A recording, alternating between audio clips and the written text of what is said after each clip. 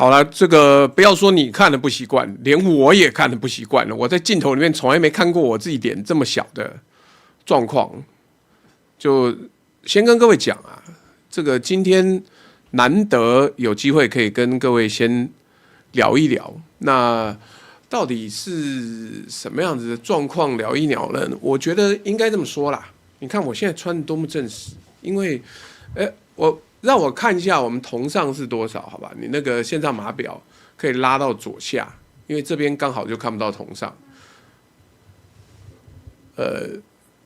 因为我现在没办法看到同上，就搞不清楚现在的状况。真不是 AI 啊！你知道我们千辛万苦，因为人关在里面的时候，还要想办法把我们看到的资料，给大家看，那就只好靠 AI。也要感谢公民 V， 很认真的内容，这样子帮我们制作好。但我跟各位讲啦，有蔡正元博士的风格，嗨呀，蔡博士现在可能没有我瘦啊。那如果各位有兴趣的话，也可以去看今天早上直播。那就不要再问我为什么这么瘦了。第一个，没有人在监狱里面过得很爽快啊。那第二个，监狱里面吃好喝好，那是以部队的定义叫做吃好喝好啊，怎么可能吃好喝好嘞？你以为他一天60块的这个预算是能吃到多好，吃到多赞啊？西装似乎太大，是不是？这个不好意思，因为人变小，这个官方数据叫做瘦了20公斤，所以既然瘦了20公斤呢，我们就不要跟大家讲，没有开美颜啊，不要再啰嗦了，没有开美颜，我保证没有开美颜。那为什么变白了？因为晒不到太阳，因为晒不到太阳。等一下我再来念斗内啊，好不好？这个还有各种各样的网友在斗内越来越像年羹尧，你最好看过年羹尧长什么样子啊？网友问说这是录播还是直播？这是直播，好不好？我早上刚做完运动，我回家洗个澡，看个资料就来了，所以，就是也跟大家聊一聊。好了，我想各位如果有问题你要问，你就斗内先问。但等一下我们会做读书会的形式跟你介绍，这一本书，各位。我真的很喜欢这本书，而且作者写完之后马上得绝症，差点死掉，差点死掉。谢谢西屯金正恩的内容。我跟你讲，这本书写到最后呢，我们不要看那些注解什么东西啊，最后一段我念给大家听，你就知道这书很恐怖。这书跟死亡之书差不多。这书讲。还有很多曾经帮助我的师友，这里无法一一列举。他们对我最大的支持其实是心理上的，让我意识到了除了祭祀坑里的尸骨，这世界上还有别的东西。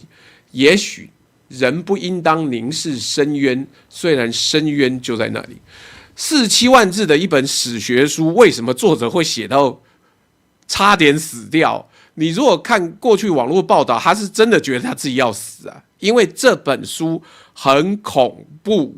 恐怖不在于它的内容，恐怖在于你知道了很多不该知道的事情。那我们等一下再聊。但我要讲啊，基本上我接下来的直播，我每个礼拜1到5的中午都会直播。那可是我基本上应该不会谈台湾的政治啊。因为由于某种原因，以后有机会再跟各位讲。我已经看到结局啊。那既然我已经看到结局，了，中间的枝枝节节就没有那么重要了。我们接下来只会谈科技，只会谈国际、中美，就跟川普自己讲的 "There's only G2, only two government in this world matters." 这世界上只剩2个政府有意义，而且会影响未来。那就那2个政府，我们会把重点集中在这些国际知识的分析、国际的演变、科技的演变，因为那才重要。台湾这些所有东西，我在里面看都是小打小闹。你怎么样子？你进了小红书又怎么样呢？难道大家不会翻墙吗？你创造恶意轮回又怎么样呢？难道大家真的就会被你用国家的角度一路蒙骗下去吗？我觉得这个讲白，难道大家不会用那个 VPN 吗？我顺带一讲啊，这个我个人觉得 Surfshark 现在才该找我来代言，我好歹是一个前科犯了，前科犯最适合这种反政府的 VPN 呢，我可是一个更生人啊，没有比我更适合的。你今天在台湾用 VPN，就是要跟政府对抗的啦。那为什么？因为你要跳出它的叙事格局，你要跳出它的未来方向的时候，你只能靠自己啊。所以，我们中心思想没有变，但是我要跟各位讲的是，我有一个理念啊。如果我已经知道结局了，那某种程度我就算是穿越了嘛。那如果你穿越了，你会怎么样子看待3年以前，如果你能够拯救你的好友身边的人，如果你能够想办法让大家避免不可避免的结局或是悲剧的话，你能怎么做？有啦，我可以这样讲哦。那个公民 V 还说下半身是不是短裤加拖鞋？林老师我是整套西装，好不好？各位没有在开玩笑的，这个西装做到我后来都忘记我到底是不是做3件事的。但我后来发现没有，我原来没有做3件事的。那烟云16声直播有吗？我最近没有空打电动啊。我跟你讲啦，你看国际媒体报道，你要么看时代，要么看经济学人，左派媒体我已经不看了，我已经不看左派媒体了。那这个 User Jinch 晚上时段的直播未来有何安排？会不会再请来宾？我短时间应该不会，短时间不会，我不会说永远不会，这世界上没有办法说永远的。那短时间不会，那这个郭正亮在他直播中有说会回来跟朱大直播，办公室会不会被他吃垮？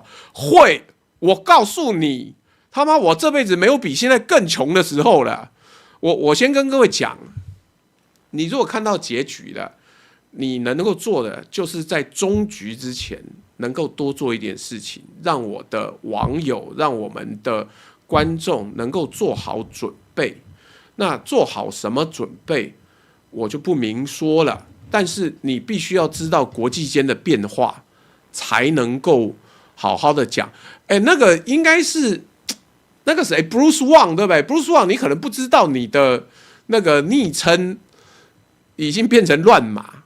好，那各位有空再加入带货新区，那有空可以加入 Line， 各种各样的东西。但我可以跟各位讲，你知道结局，我也知道结局。但我知道结局，我想要在之前多做一点事情。我不想要看到尸横遍野，不想要看到未来的状况。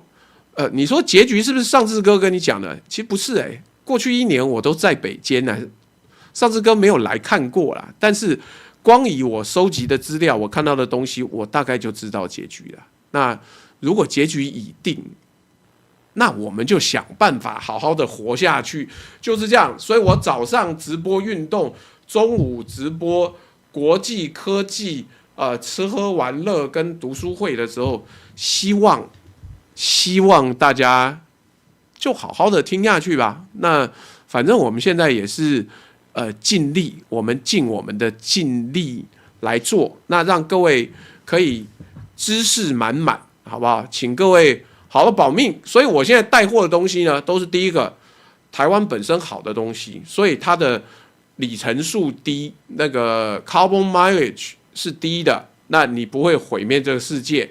第二个，它让你身体好。你知道我们吃蛋白质这个有多缺乏吗？我必须要讲，北京里面很缺蛋白质因为第一个蛋白质贵，第二个没有办法有好的蛋白质可以吸收的时候，就是很珍贵。你吃蛋白的这个乳清蛋白什么东西都不是很好。我跟你讲，大师兄回来了。好，穿这样就是不做伏地挺身的。今天先不做啊，我之后可以卷腹啊，各位，我之后有想过，有一些公益卷腹、公益活动拍卖的卷腹，我可以好好的做。嗨，北监不是没有鸡蛋，是你一天就60块，一天要3餐呢。你觉得他能够做出什么有蛋白质的东西？所以没办法，连蟑螂都没有，所以没办法。哭北1019说：“感谢你回来，好好照顾身体跟陪家人。”好啦，各位赶快，接下来的5分钟，如果各位有什么问题要问，先开放各位问一些问题，然后我们就来真的介绍这本书。那12月7号发布的新战略那本我也看完了。那我觉得应该这样讲，那里面有很多川普自己的斧凿痕迹。那所以到底是不是能够能够完全参考？其实很简单啦，那一本这个报告里面讲的就是我是美国，我要做孤立主义，但是我告诉你这不是孤立主义，这是门罗主义，而且门罗主义是我大川普改编完的，叫川普主义。要发问请抖内，好不好？不要这个留言留。今天预计开多久？今天会久一点啊，我预计可以开到2个小时啊。那中间反正还有的吃饭嘛。我跟你讲，我可是很想念云章跟信工的产品，因为在里面的蛋白质真的不多。那信工的这个猪肉是真的台湾的好猪肉，你看信工都没有受到那个非洲猪瘟的波及啊，因为它本身都是签约的。这个千雷富说，朱大进修时买了意林的魔戒，算简介支持吗？好像算但意林那个是不是我翻的？不知道。云章真的是好东西。朱大会来大陆嘛？没有说不会哦，好不好？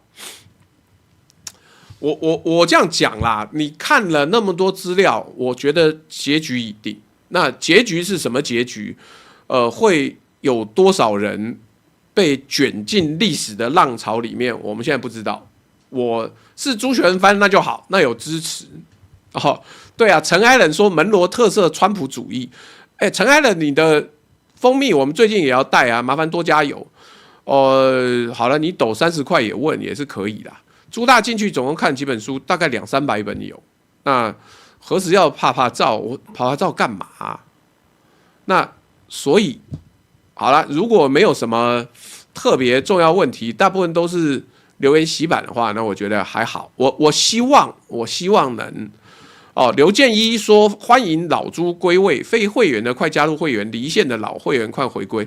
好了，今后就是走知识科普的路线了。那我觉得这是我的重点，我不要再谈台湾小打小闹的政治了，因为所有的东西都已经是在轨迹中预料中了。你看我这样讲，我不是开玩笑的那个之前我剪一个 shorts 讲卢秀燕，那说什么？我觉得卢团队没有做好这个大位的准备。然后一堆人来讲说，哇，你现在看的情况来跟我们分析，你好像讲很对。孩子，那是我入监前拍的，我已经拍了1年了。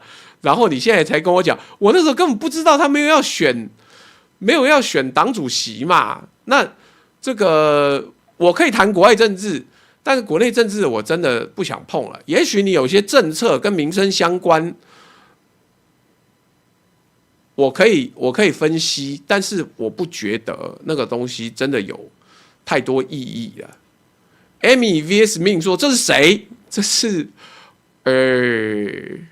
就真是本人呐。好啦，所以我也不要多讲，变成我又在分析卢秀燕。没有，其实我1年以前就预言到了，我根本什么都不知道，什么都没看，我只是分析那个人脉络是不变的，脉络不会变，但是人性也不会变。他没有那么快改变的话，我不会对26年跟28年很感兴趣。朱大进修回来有没有改掉说脏话坏习惯？我告诉你，基本上呢，接下来除非状况特殊，我应该不会再说脏话的原因是，我2个儿子都会看我直播，我没有办法以身作则，以身试法，教他们。如果未来他说，哎，我今天说脏话都是我爸害我的，哎呀，这下可能要被剥皮啊，所以不行，不担心，好不好？国内这些烂事就算了，好，这个没有什么问题，这个单纯只是想听我狗干人。我跟你讲，我也不需要狗干，我就揭穿他的状况就很多了，好不好？这个我没有要随便乱吃，但是现在当爸爸不能当着他们面在他们看直播的时候说脏话，所以很抱歉，这个没有这一个阿弥陀佛的事情哦。周日还会不会跟斌哥一起哦？不好意思，我跟各位讲一件事情，我最后抱怨完，我以后每天都会讲一次。我们现在受到预算非常大的限制，你知道怎么样吗？来，我跟各位说，你可能没办法想象，我这辈子没有这么穷过，我这辈子的金融状况，这个大概比我高中的时候还要穷。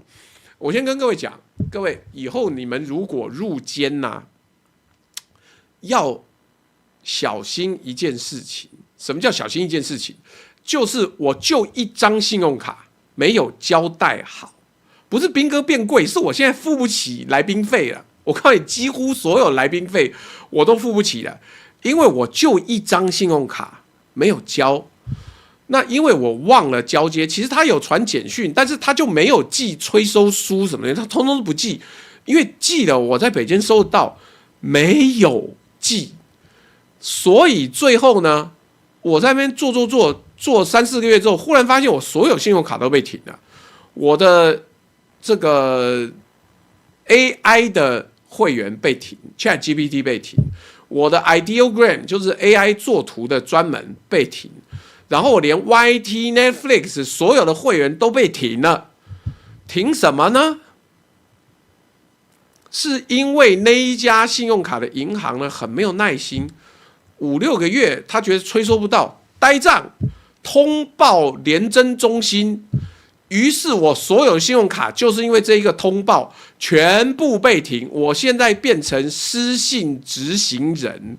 某种程度 ，David Jackson 很熟哦，叫被强制宣告破产，被强制宣告是一个失信债权人，所以我所有信用卡都被停了，我也不能贷款，我什么都金融相关的不能做，简单的说叫做信用破产啊。某银行我就不要讲了，这个各种各样的事情，我出来就不是为了骂人，但我告诉你，我现在一张信用卡都没有之外呢。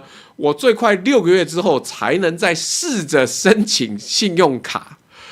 我跟你讲，还了之后叫对方改联征，这一招没有用的。我现在要过所有人都没办法体会的社会最底层没有信用的一个更生人生活，因为我已经还了。我告诉你，还了之后我发现只有2万块，我靠，2万块你锁掉我所有70-80万的信用卡，这也就算了。然后我跟他讲说，这个东西我交了，那之后要多久才能够重开信用卡，让我再申请呢？我没有叫你恢复我信用卡，6个月，而且6个月呢，6个月是你可以申请，但是对方不一定让你过。所以呢，本人现在的状况呢，是我只剩2个东西可以用，我只剩要存现金的悠游卡跟现金，我连 Uber 会员也不行，我要叫 Uber 也不行，我可能要跟人家借手机才能做。所以本人是这个信用卡不是自己的钱啊，但是他就是给你取消掉，我就全部被取消了。我现在皮夹里面1张信用卡都没有 ，Line Pay 也不行，然后什么东西都没有。这个所以不要说有很多时候不是不请，是付不起那个通告费啊。那所以不是不请，没有那个什么关系，没有什么东西。普发好像还没领，因为我刚好在里面要出来的时间，我赶去领。我跟你讲，我普发一定领。现在没没有什么东西抵得上现金1万块更重要。但是他要进了我的户头呢，也是一样没办法用信用卡。什么 Visa 金融卡，我跟你讲，一张都没有了，不行。签账金融卡也不行，通通都不行，任何跟信用有关的都不行。我现在就是每天带皮夹跟悠游卡，信用金融卡也不行，因为我要去申请信用金融卡，任何信用卡我现在都收不到，好不好？哎呦，这个你看 Bruce Wang 也说这一年我们都不容易，对啊，因为他在阿联酋那边阿布达比，对不对？西装也不借来，西装是我以前还有钱的时候做的，所以不要说暂时不能请亮哥吃大餐哦，连通告费都付不起，去吃什么大餐？我现在人家请我吃饭，我都说他们有时候会在那边争来争去，争，然后我说，不好意思哦，这个你们呢尽量争，我没办法参与啊，因为我一张信用卡都没有，我连掏钱都没有。YT 收益怎么办？还没完，我告诉你 ，YT 会有收益，但是第一个，中华民国政府要收税了，好，我们要配合交税，但是它规定的那个东西很不好处理，因为它要分什么国内抖内、国外抖内。你像那个 Bruce Wang， 他妈从阿布达比抖给我，那我要怎么去区分出来呢？这是一个，等半年重新申请之后，联征中心要挂半年哦。我跟你讲，你没有经历过这个东西，你都不知道，联征中心要挂半年，挂完之后，你的信用是从头开始。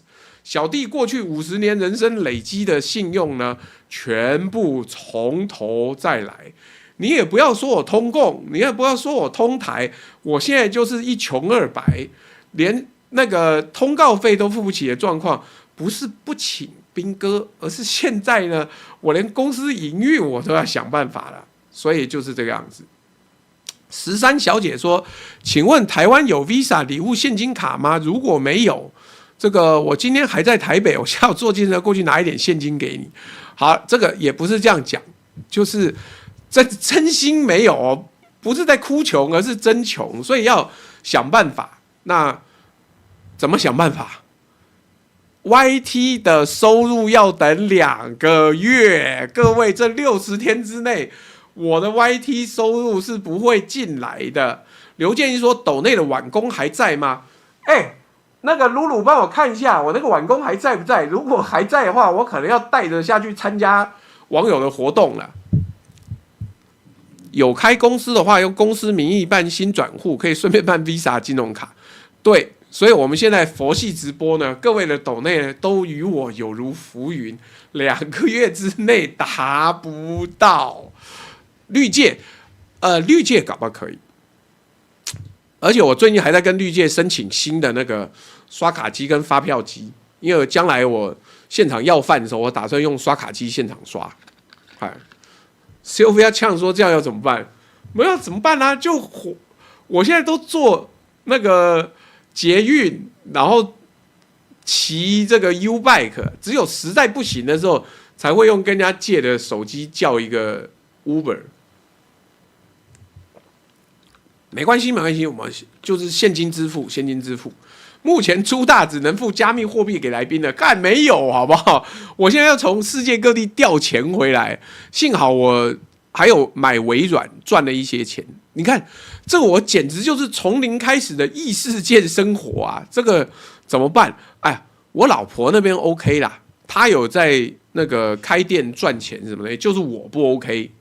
坏掉的墙，等一下这个昵称没有办法全部显示出来。强化人间有啊，你送那个馒头来我就吃。我现在还有冰箱还有这个，真这么多页，对不对？好。94页，靠腰好，感谢信工的赞助支持，我现在还有信工的产品。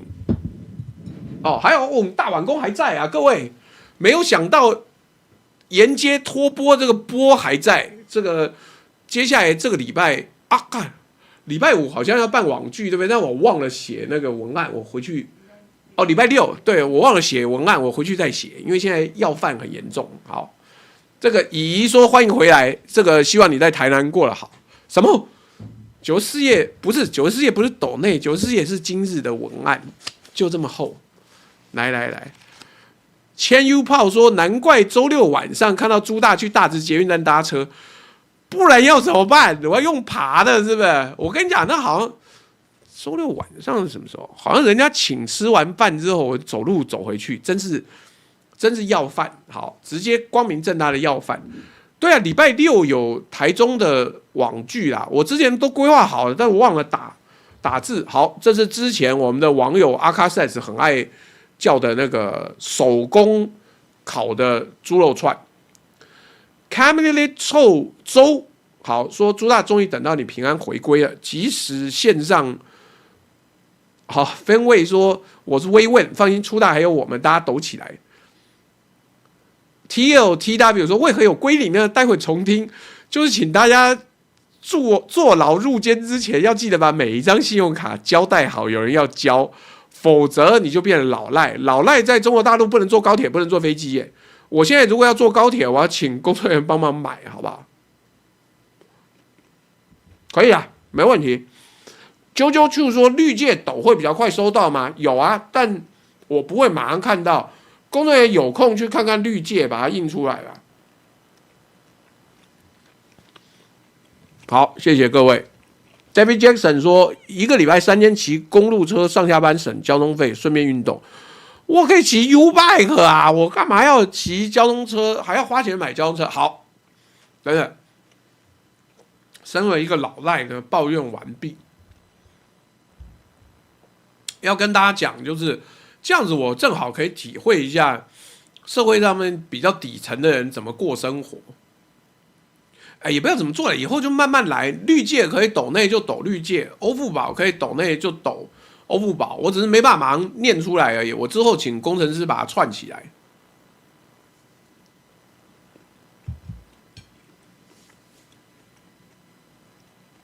什么？你们该怎么做？没有啊，就看直播啊。来，好，已经有一些了。这个 Alvin OK 说这是直播，他开心的朱大。好，我先念一下大家的抖内啊，然后我们就开始介绍书啦。吴诗瑶，朱大我想你啦。吴连结是吧？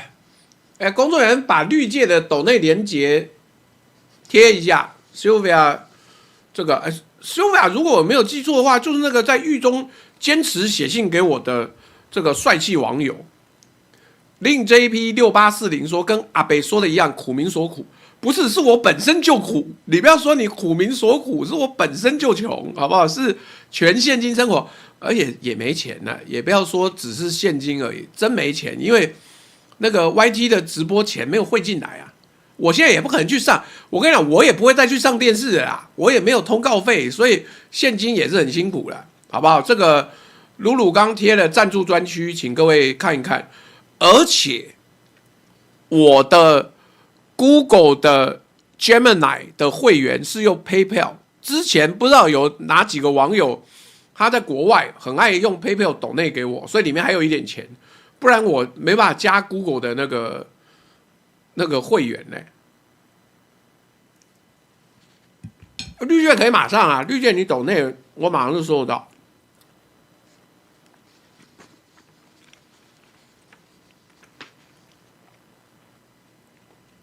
酷北1019说朱大能找时间分享豫州生活趣事吗？哎呀，我跟你讲，我在里面真的看到很多，但是有的东西不方便讲，因为你也不能把人家的隐私拿来说，所以我只有几个可以讲，我也不要专门一集讲，到时候我变监狱直播主，妈以后每个人讲监狱就找我，你还我只有住过北监，好不好？我不像那个什么黑金城，黑金城还进进出出的。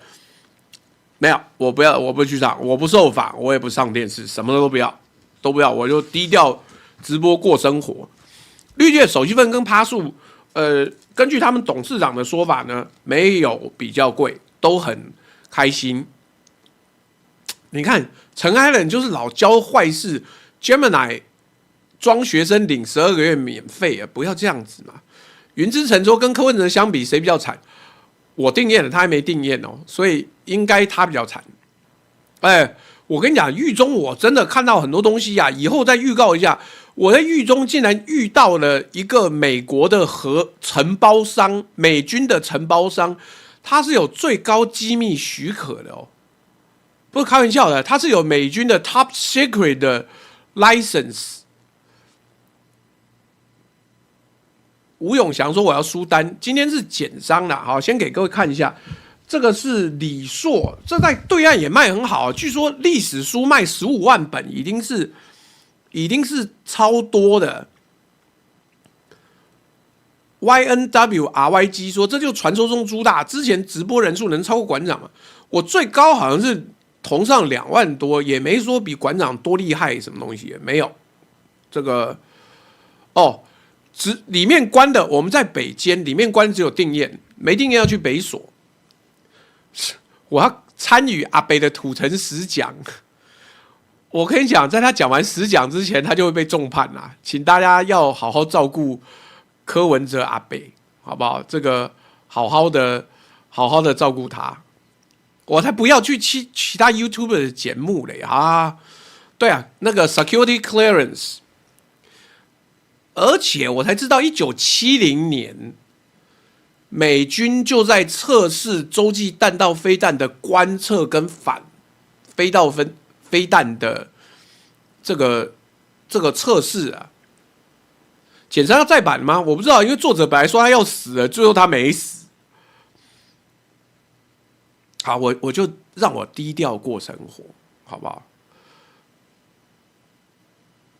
上左下右2A1B， 我能小额顶的先，几十到100都还算不上那么有压力。本来是要用来偿还被骗钱，但那不急，不要啦，你先还啊。我们这边穷归穷，但不会马上饿死。就是我最近每个月都要想办法调钱，就是了。还要问是不是 AI， 就不是 AI， 终于已经不是 AI 了，你还要问是不是 AI， 就是逼我要骂人就对。柯文哲一审一定重判，哎。等等，我这样怎么又开始讲政治的？不是。Shadow 52 MSX 说绿界抖那1000小心意，哎，等一下工作人员去印一下绿界，我赶快先吃一下。这个 EOOCO 说老朱好久不见，先抖内，下班再看回播。Zoe 俏297说盼了好久，终于等到今天。我之前在北监呐、而背景像 AI， 因为这个背景是 AI 做的，我等下再跟各位讲为什么会用这个。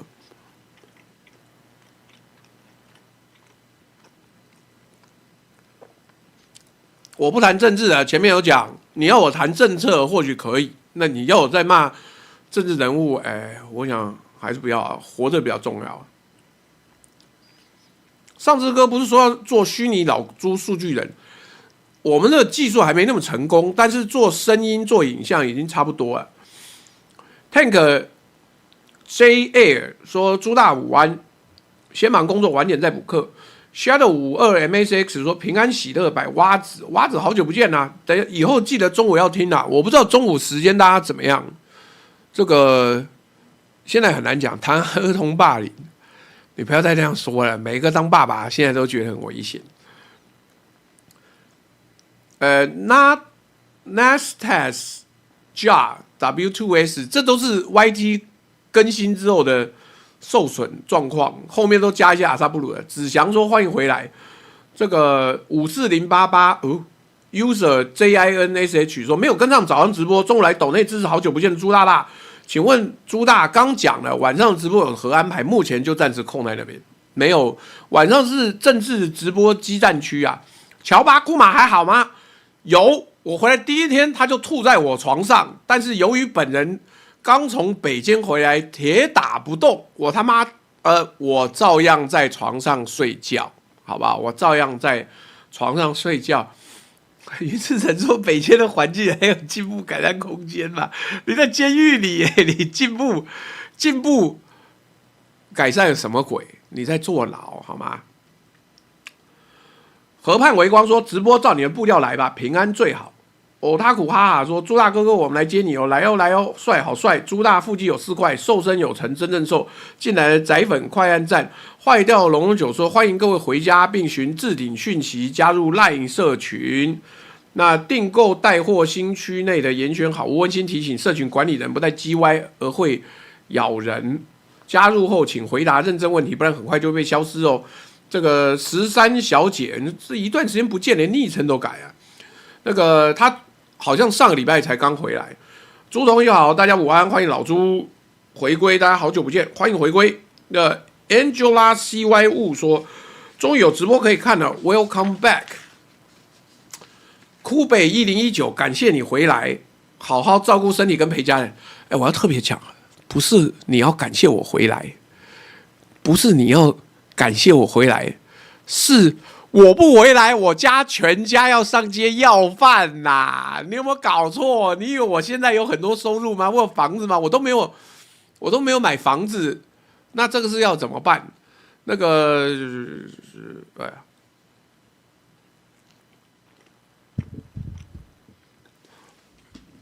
有网友问说，过去几个月不管怎么样都有帮忙看维持一些收入，我必须要讲。不是我刻意装穷，而是过去收入都要养员工啊，主持人要给主持费吧，来宾要给来宾费吧，你都要的时候，请问那个钱是怎么样永远用不完吗？当然不是哦，等一下，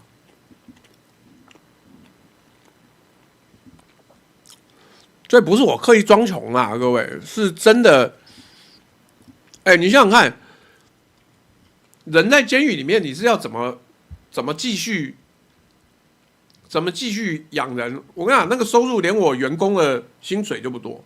有没有被减肥照？没有。EIN1002，我以前做过这个监狱的管理员，2年移监去过几个监所，花莲跟台南里面感觉都很黑暗。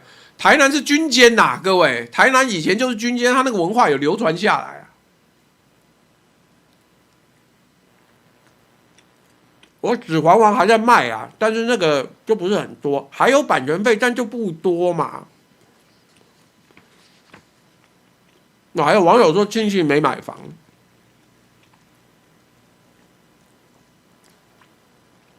也没有捡别人肥皂，也没有。现在要买房啊，我觉得倒是还好。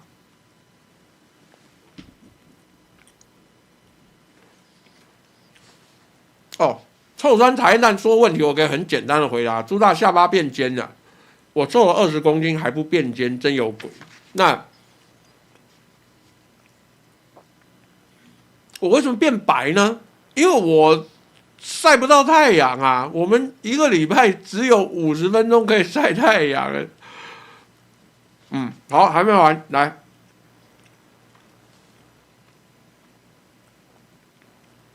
刘建议说：“欢迎老朱归位，非会员的快加入会员，离线的老会员快回归。User 进 SH54088，我是松松软软草莓蛋糕。那我想请问，朱大现在变这么帅、这么瘦、这么苗条，什么时候应网友要求穿黑丝回馈老网友呢？来乱被抓去阿鲁巴，现在可能连黑丝都买不起啊。”浩哲说：“支持出帅开团游大陆，我这老会员必跟，没钱买机票。”阿婷仔，请问朱大未来一样是晚上开直播吗？等1年，不好意思，以后我晚上基本上，我们不要讲太多，就基本上应该不做晚上，因为我晚上尽量要陪小孩。我们小孩都是上到5、6点才下来，如果要上学校的那个研修，可能还要到9点多啊。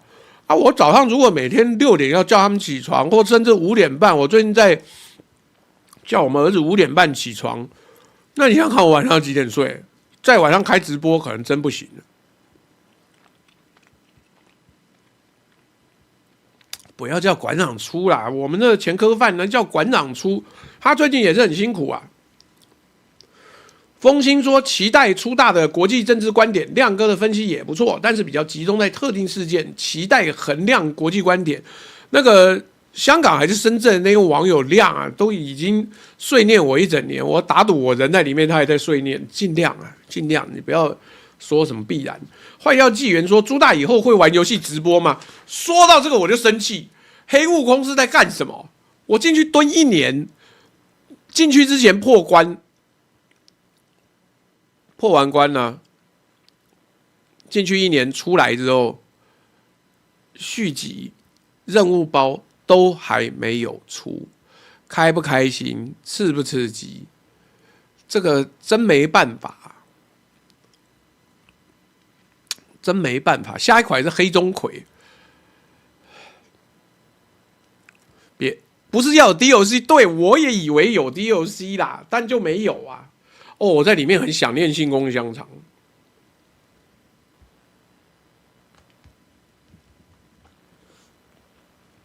干喷汁哎，不得了！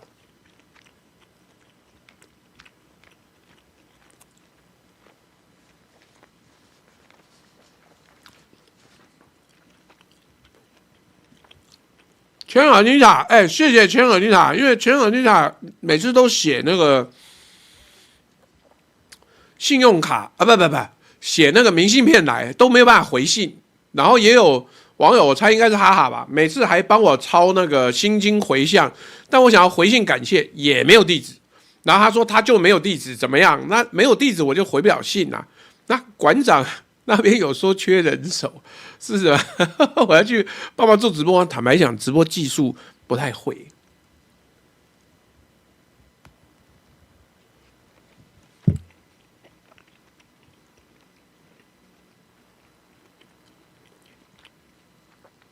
我知道对岸出了很多牛逼新游戏，但玩不到啊，孩子。你知道北监是不能用手机，也不能上网的吗？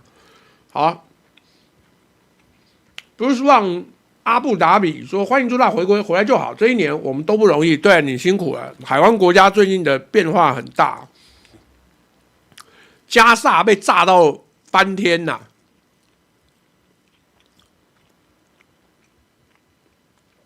Star 669说馆长要一堆台湾网红去大做宣传，没有那么急好不好？先等我有钱买机票，现在没有办法买机票。你有多久没看过有人用现金买机票啊？就没有啊。哦 ，Phoenix Lights AZ 啊，这个网友有每次都寄那个风景明信片给我，然后他有寄过 Borders， 有寄过 Arizona。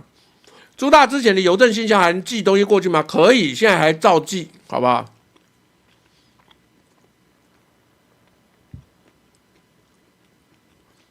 不是啦，我现在也没有要装穷，是真的很穷，然后讲出来让大家笑一笑而已啊。我这要装穷，干嘛装？是真穷，到处要饭。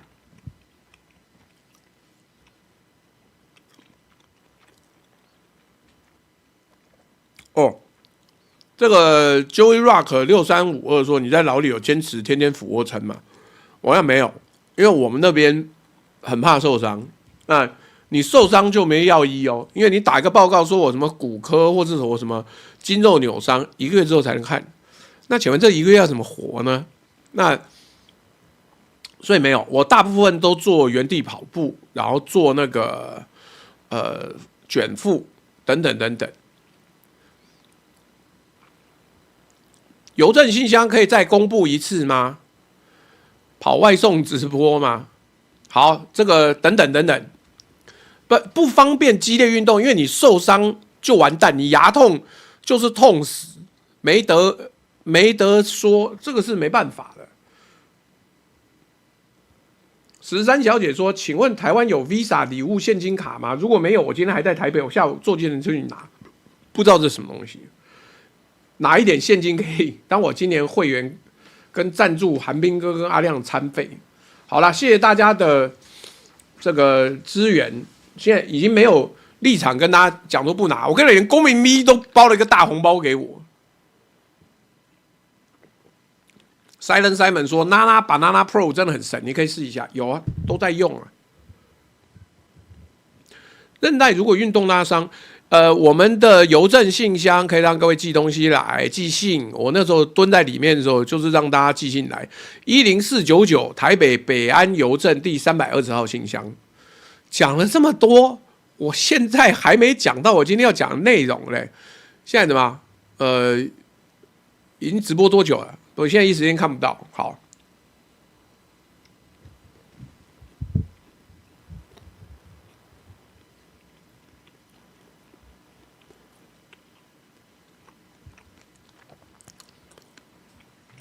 ，Ricky 说这个朱大案例实在是很好的金融教学。是啦，你要不要来试试看？我告诉你，6月之后我打赌我申请不到信用卡，我要抖。那没办法啊！哦，我现在45分钟，好1点了，来。妈，我们这种拖延的习惯到现在都没改。好，先跟各位介绍简商，至少总要开始。我想简商作者叫李硕，李硕是一个那个历史学者，他是很年轻历史学者，他基本上就真的认真在研究历史。那为什么会介绍这本书？而且是我直播的第一天的第一场就介绍这本书。我跟你讲，在里面书不多，里面书真的不多。你1个月每一个人被限制只能送进去3本，再多没有。你只有在里面每年6月跟12月书展的时候可以买书。那所以在这样子的状况之下，我们有书都很宝贵，都珍惜的抱着拼命看。可是不好看书很多啊，我里面看了好几本茶学的书啊，或者是那个到底是谁给我带福建的那个铁观音，还有福建的大红袍，福建的这些茶的品系，我在那边翻，我想说妈呀，谁给我千里迢迢送这么一本大书？但因为书很大，所以看很久。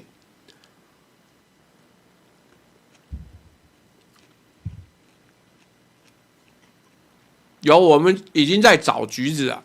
那某不能透露姓名的网友说，他下礼拜回国，马上会帮忙找。所以很少书，你看完之后会留下深刻的印象，因为我在里面把《水浒传》跟《红楼梦》重看了一遍。你说了不了？我不要说自己了不起啊，你说是不是真的求知若渴？真是这样的啊，因为你就只有那几本书。这个是我到后期我才能够收到的《经济学人》呢。那一本要看1个礼拜，然后要画重点，要做荧光笔。我看看这个里面这本有没有荧光笔？哦，有啊，你看我还荧光笔嘞。而且我告诉各位哦，荧光笔有一个问题，当你用了荧光笔，就因为它黄色的，所以房间如果开那个黄光灯，就是晚上睡觉的时候开黄光灯，看不见，就你不知道怎么样如何。哎呦，这个不错哎。说我有派人在找橘子，出狱之后仍然不改，肯定跟金华城有关，真没关系。我现在就没钱，我打算之后那个通告费一律限制在1000块以下。如果这个钱可以来的话，那就来；这个钱如果不能来，就很抱歉。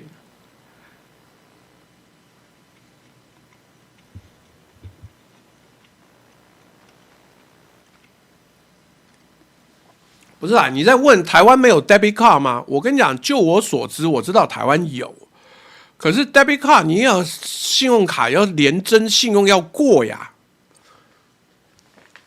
你如果没过，好，我也可以去申请看看有没有 debit card， 但是我觉得多半是不会过，因为我们的联征是一家伙全通知全国全境封锁。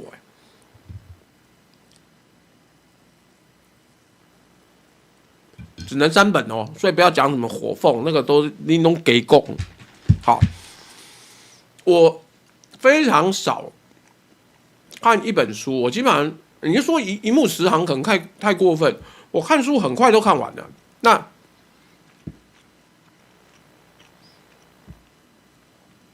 所以所有的东西，柠檬老婆不田中柠檬吗？好，我进去把所有 AV 女优名字都忘了，我出来正在慢慢回想，说谁是谁。什么衣服当大好多，说60公斤，好，等等等等，不然永远我每次看网友这边讲话，我永远回不了。这本书我在里面看3次，而且是1个月之内。我不知道是哪位历史爱好者，说老实话，我搞不好知道是谁。但是现在那位学长呢，到外役间去了。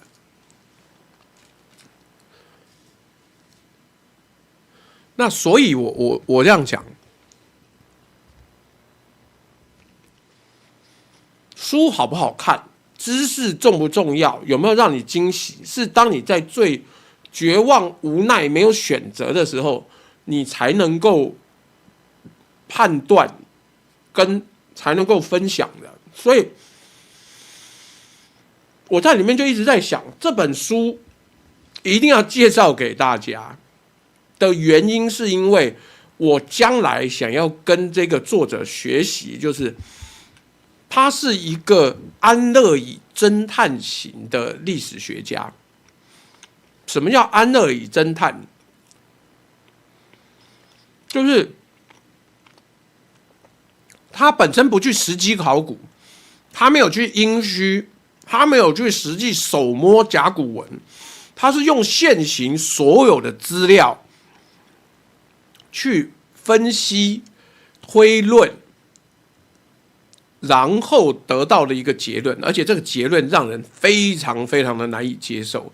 那而且更重要的是，那个书中一点怜悯之情都没有。所以我觉得这本书一定要介绍，就是它非常像是一个冷酷无情的这个侧写手 profiler， 他是在 FBI Quantico 受过训练之后，专门分析连续杀人犯，而这是他的目标，其实是针对一个朝代。你看我为什么做这张图，就是一个安乐椅侦探要如何透过手中的资料，慢慢的分析，得出了一个商朝原来是一个杀人政权、杀人狂政权的状况。潘翠菊说看过，说很好看，对不对？我告诉你，真的很好看，而且你看了之后会觉得毛骨悚然。它不是恐怖小说，它是会让你觉得说，靠，我怎么有这么多东西不知道？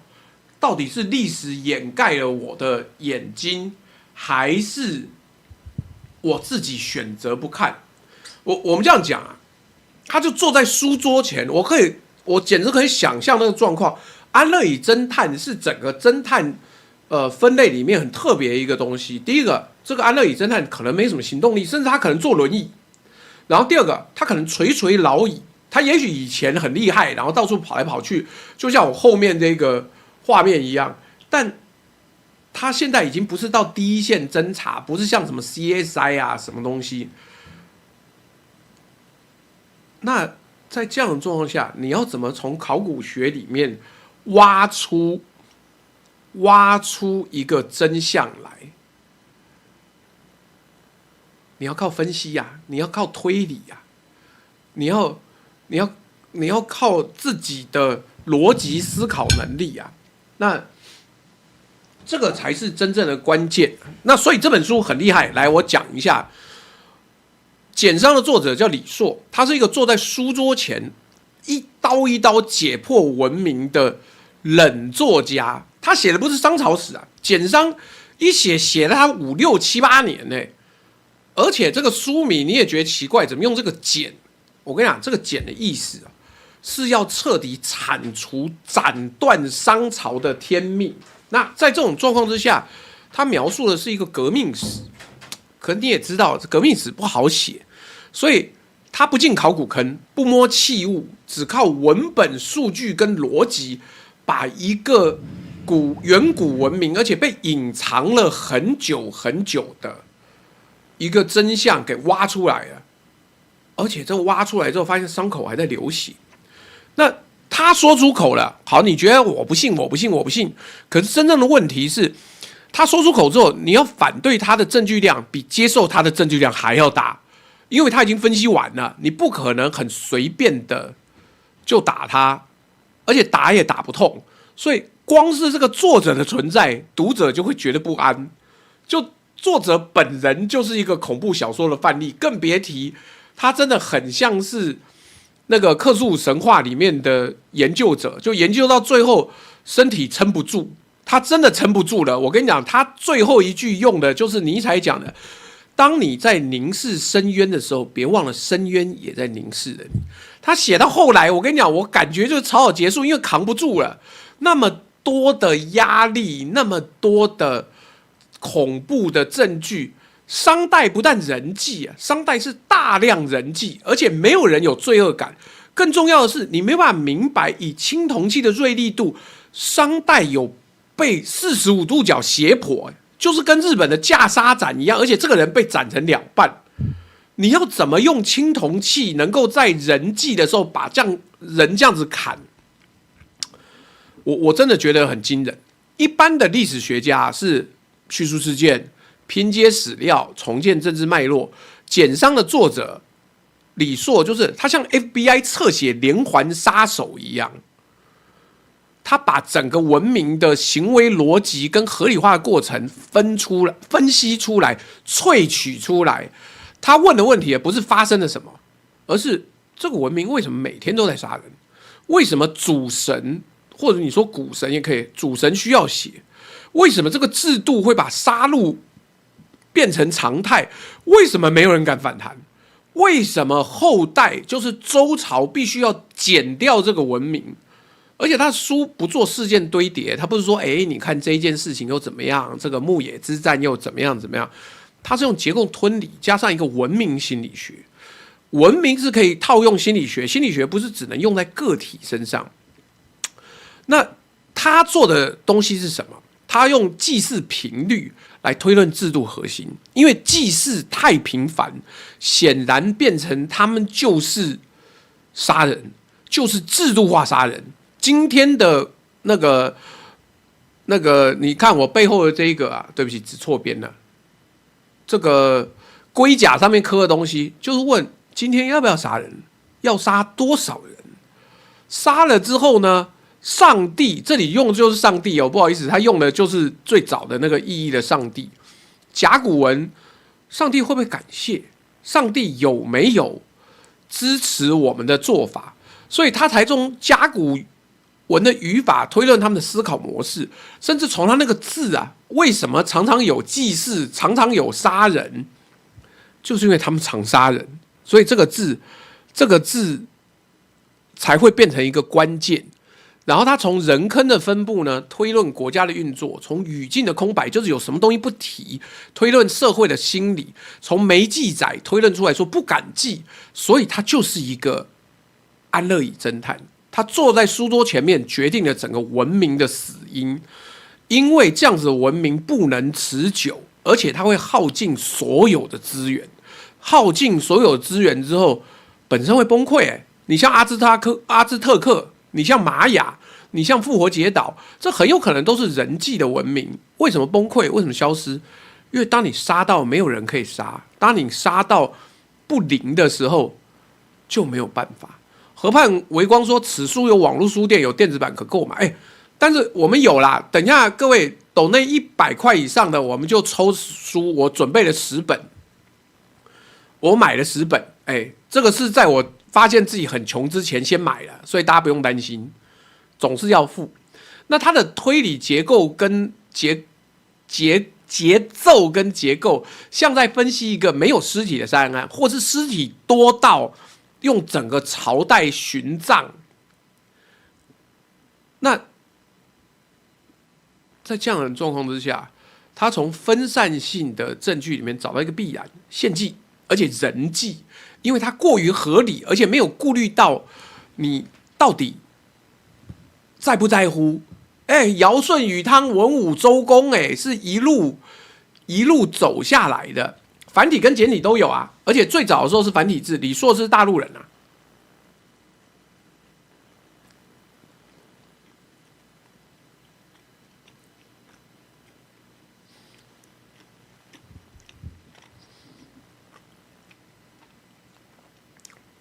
现在来宾就证明了一件很重要的事情。通常我都是用来宾在讲话的时候吃东西，现在没有来宾，我要停下来讲话。我知道吴永祥讲了，他们是杀羌族人，不是自己人。你等等，伯邑考记不记得？伯邑考是文王的儿子啊！你们最近有看那个《封神榜》啊？你们应该知道啊。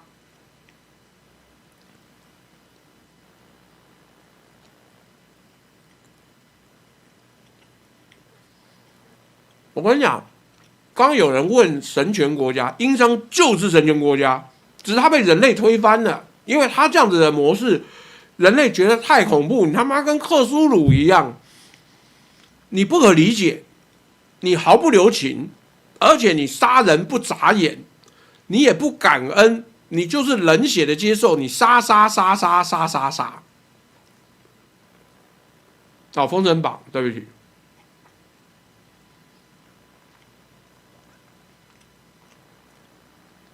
好，没问题，谢谢抽书。我们准备了10本，应该很够抽了。伯邑考不但被杀，他还强迫周公跟周文王把他儿子跟他亲戚的肉酱给吃下去。哎，你说他妈商朝残不残忍？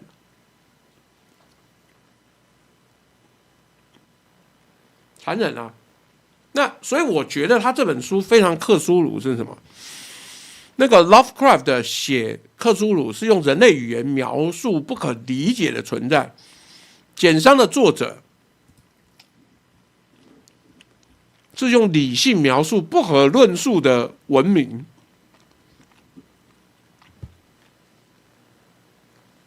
不是妲己的错，妲己还不是商人呢、妲己是妈外国人啊。那在他来跟纣王交好之前，商朝已经献祭400年了啊！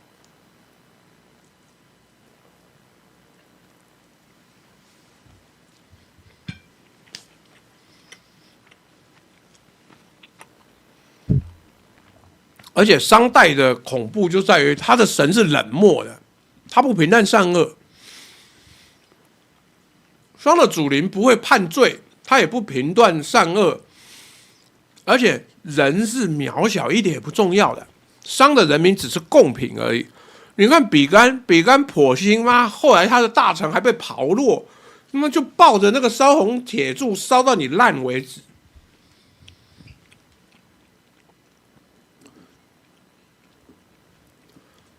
所以两边的对等是，克苏鲁古神是沉默的，人是恐惧的。在商朝也是一样，他的神不讲话，只有祭司用甲骨方式来占卜。那所以杀人是常态，杀人是伦理的一部分，杀人是整个过程必然会发生的事情。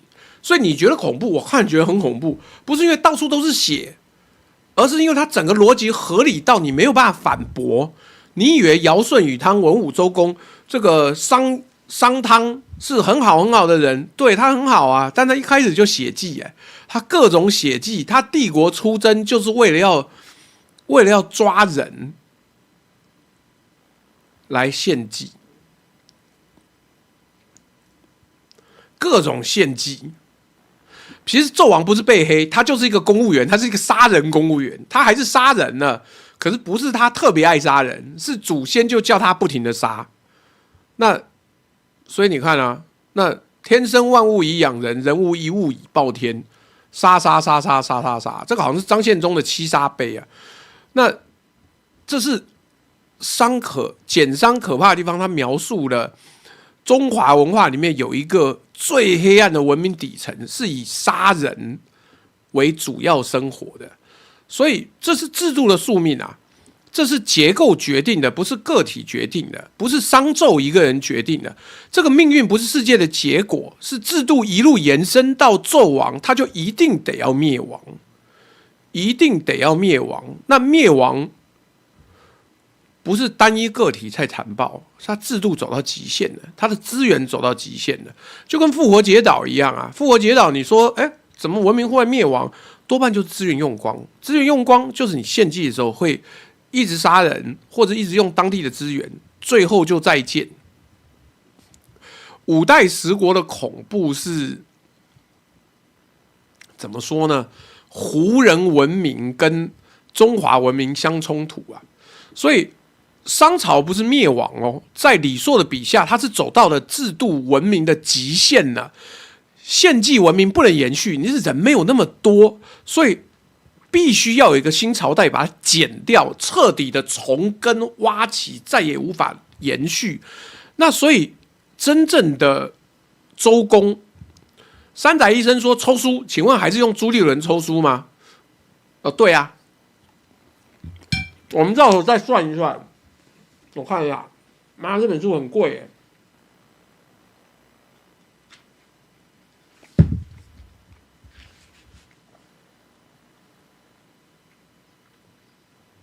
新台币680元，我买到是最新版，我当初只有出版1刷，现在是出版10刷，一本680，斗内有赚啊，斗内有赚，一定赚的。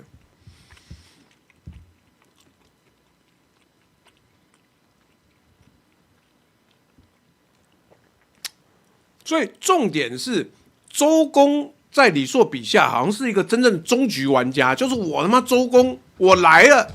这一局要结束，但不是因为周公厉害，因为周公是一个反神权工程师，就是对，老花眼，不好意思，1.08912，不知为什么想抖一下，他是什么反神权工程师？就像刚刚讲的，为什么中华文明里面没有神权，是因为被周公给剪掉了，他彻底剪掉，他把所有的祭祀都推翻为一切要依仁德，一切要依这个道德，一切要依忠孝礼义信吧。对岸才70元人民币哦，可以啊，都去买，都去买。我觉得书很好，因为李硕看到的不是周公仁义、周公咸阳、周公治理作乐，我告诉你不是，他是真的剪除了商代的献祭文明。如果商代献祭文明一路走下去，我们等一下会讲，如果商代一路献祭下去，到底怎么样？哦，很恐怖。好啦，周公终止了血祭，周公建立了新合法性语言天命。天命是来自于人治礼义信，而不是妈献祭。好啦，李景浩直接买一本书，好，没问题啊。这个你买一本书，我们就多加一本。哎呦靠，撞到，希望他打折可以。然后周公重新设计了政治文化。周公把杀戮国变成了伦理国，周公构筑了一个文明可以长期繁衍的架构，所以周公，我们这样讲，以工程师角度来讲，很懂啊。周公是一个把文明重新格式化的 programmer， 他把商朝文明重新格式化之后，用整个周代的文明来替代。那干嘛要献祭嘞？干嘛要再怎么样？所以李硕的角度，他现在可能都不承认。李硕跑去拍短影音还是拍纪录片呢？我想说，我靠，他是一个把史料转成文明模型的工程师，他是提取文明演算法，然后他在系统性的碎片里面找到了人类行为侧写，然后他把商朝看成一个集体化的心理病灶。那他非常冷静、节制，不说废话。他用的不是故事，而是证明。就这样也给我写47万字，你有没有搞错？你就知道这个书看起来压力多大，而且他敢于指出啊，中国的文明起点是一次去神权的革命。如果周公没有去掉神权，周代不会出来。而且这作者让人想起克苏鲁啊，因为他让你意识到神不一定是善。祖先不一定温柔，文明不一定靠仁义开始，而可能要靠有一个人来结束了一场人类无法承受的宗教机制。这种宇宙黑暗论的视角，并不是因为他写的恐怖，而是因为他不安慰你。他从头到尾没有给你一个安慰人的结局，勉强啦。所以《简商》的作者李硕是一个用左手读甲骨，右手做文明解剖，最后冷静的告诉你。这世界本来就这么黑暗，但至少有一次，人类剪掉了这个黑暗。对，作者真的差点挂，他写完这个书之后觉得自己要死了，最后没死。所以你看，他给你唯一一个在47万字之后的唯一安慰是，人类曾经成功的战胜神权帝国，但就那么一次。后来呢，有没有办法再战胜？不知道。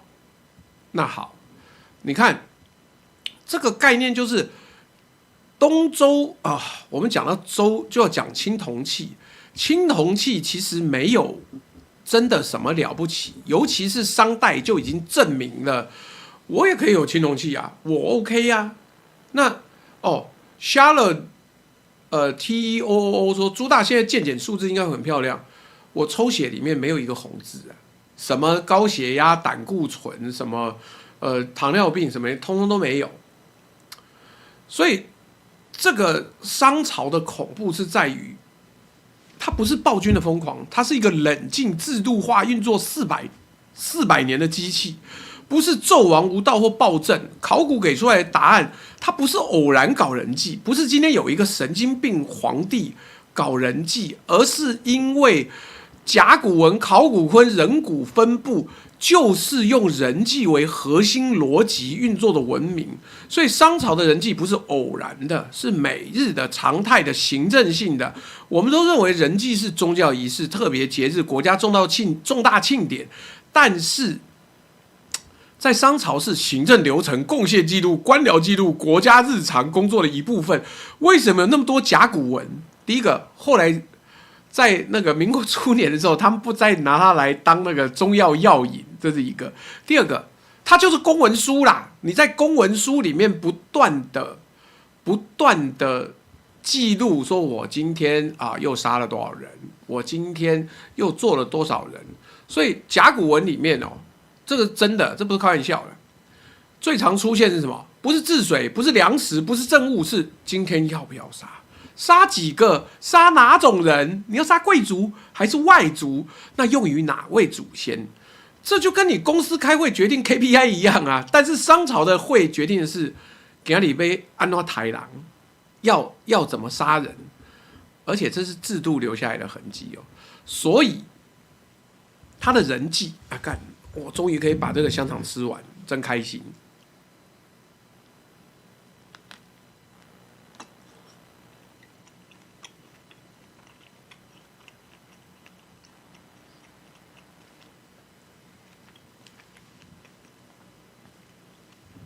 所以在商朝世界观里面，神不代表善，神不保护人民，神没有道德，神只有一个功能：我接受你的血，而且用这来回应国运。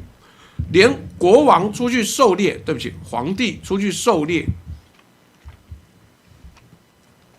也要杀人，而且不是非我族类必杀，是什么人都可以杀。甲骨文决定了杀谁，外族也杀，但是外族不是单纯献祭，还拿来练身体，就是他有类似军训学院的地方，这些外族抓回来的俘虏要负责嘿嘿嘿，然后拿那种没有枪头的枪跟你打，然后你的贵族子弟就有枪，就把他这个刺死。所以商朝的神性逻辑就是赫苏鲁啦，他没有人性。他只讲宇宙大观，然后不让你理解，你就是负责献祭就好，你其他通通都不用懂。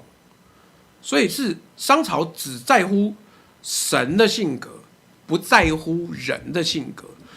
所以商朝的宇宙不是一个道德宇宙我不知道有多少人有看过商朝后来留下来的记载，它是一个恐惧与交换的宇宙，因为你越害怕，越要献祭。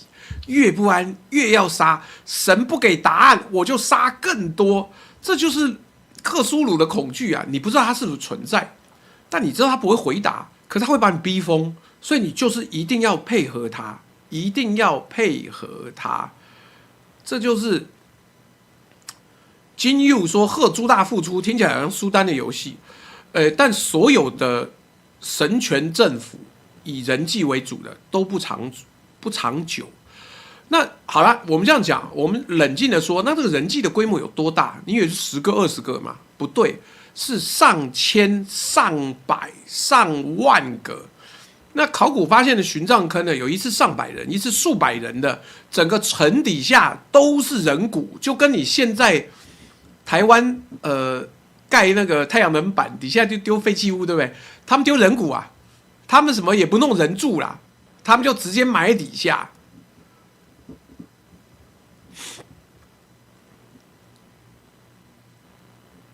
哎，等等，布鲁斯旺，你不可以这样说哦！他妈，我们这样子，这样很容易被抓呀。布鲁斯旺说：“我才发现，刚才是我另外一个账号抖内的，现在换到主号来抖，感觉朱大石在解读一本书，一句话没提政治，没提国际关系，但是感觉句句都在影射岛内政治，影射国际关系。”阿弥陀佛，善哉善哉，施主是你想多了，我可没做啊。那个司马迁就一个老二而已啊，再砍一次就要砍下半身了啊！你以为是和氏璧是不是？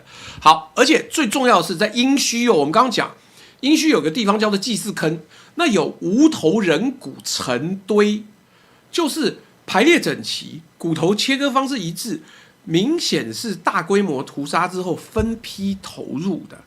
这不是暴政欸，这他妈是流水线工业流程欸。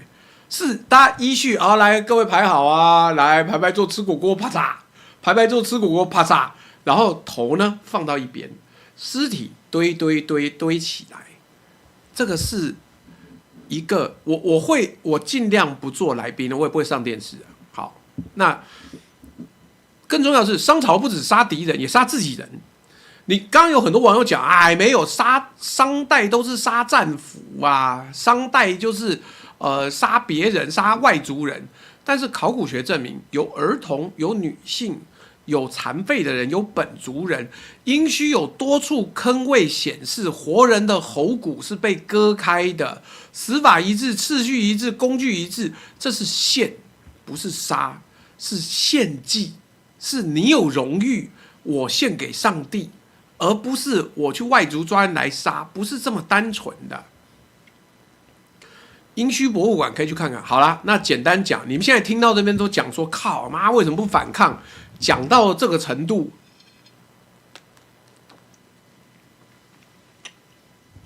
我很抱歉。哦，杀了也会吃肉啊，伯邑考就是肉给他爸爸跟他的亲戚吃掉啊，吃啊，吃啊。而且还发现了有丢在锅里面的少女人头，那你以为锅里面为什么会有少女人头？就是拿来煮，煮了就是拿来吃。对，所以杀你是看得起你，是你贵族血统。我今天有重大的事情，我要杀贵族献祭，我不杀一般人了，我不杀外族人了。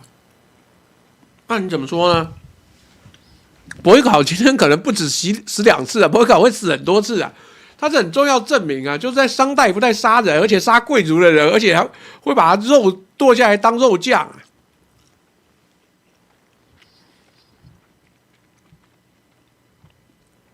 所以在商代的宇宙观里面哦，天命不是抽象，是血的剂量。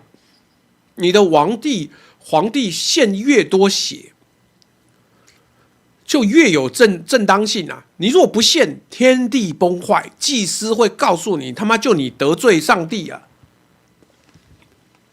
给我杀！所以真正的问题在于，你如果不献，讲到这边叫大家买信公猪肉，会不会太残暴？信公猪肉是真的很好的猪肉，香肠也很好吃。你在商代当废物。不被当肉吃，但你是奴隶啊！奴隶也可以杀，奴隶就是小贵族、小工程师，就觉得我要盖个房子，杀。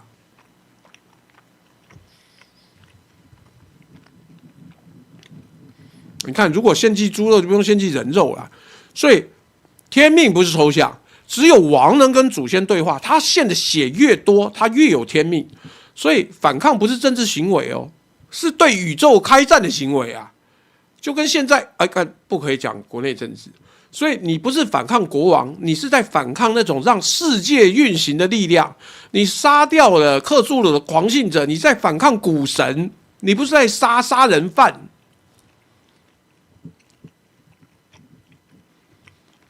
你在反抗让世界运行的力量，这种深层的思想控制比暴政还要可怕，因为你连暴政2个字都说不出口。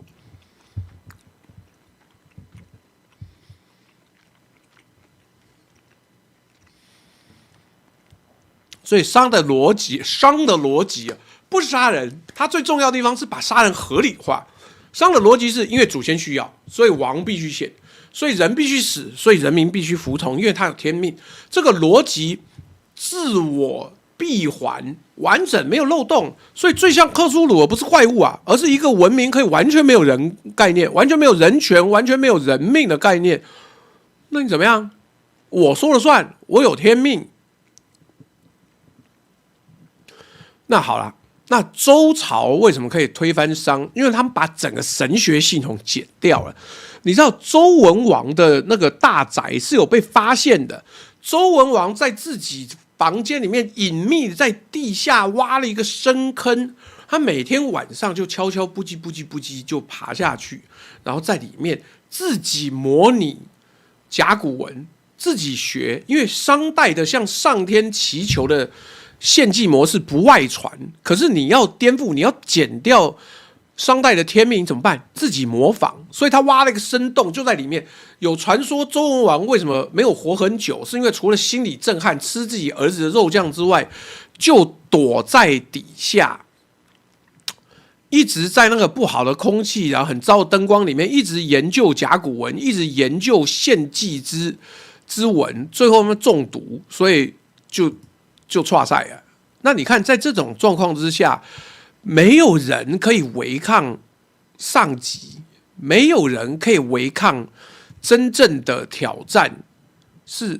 那你要怎么挑战他？你不行。所以周灭商之后是文化胜利，他重新定义了天。天从索命的祖灵变成看德行的伦理概念，天命从血祭系统变成道德系统，合法性从献多少人变成做多少好事。一个国家从献祭文明到伦理文明，这一刻发生的不是政权更替，是文明格式化。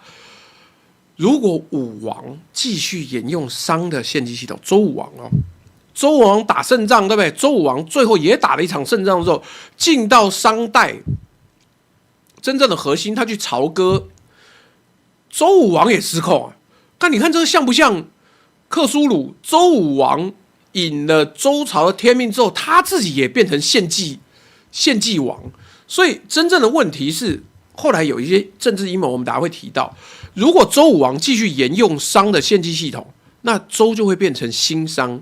所以周公不但要把商代剪除，他还要避免周武王被人际所炫惑。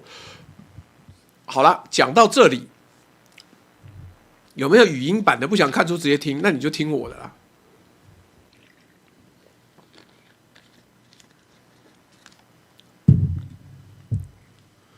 好，为什么教科书你也没听过，我也没听过？我看之后想说，妈靠背。为什么商代是克苏鲁朝代，我都不知道。因为很简单，因为教科书讲说商朝青铜器很厉害，商朝文字了不起，商朝是中国第一个有文字的朝代，商人很勤奋呐，但他不敢讲。商朝是世界上最制度化、人际规模最大的国家，它的经济部分都是服务于祭祀，它的祭祀都是献人，都是血祭。而且他的血祭不是少数，是常态。神学的恐惧是治理的基础，商的政治合法性是建立在人命的消耗上。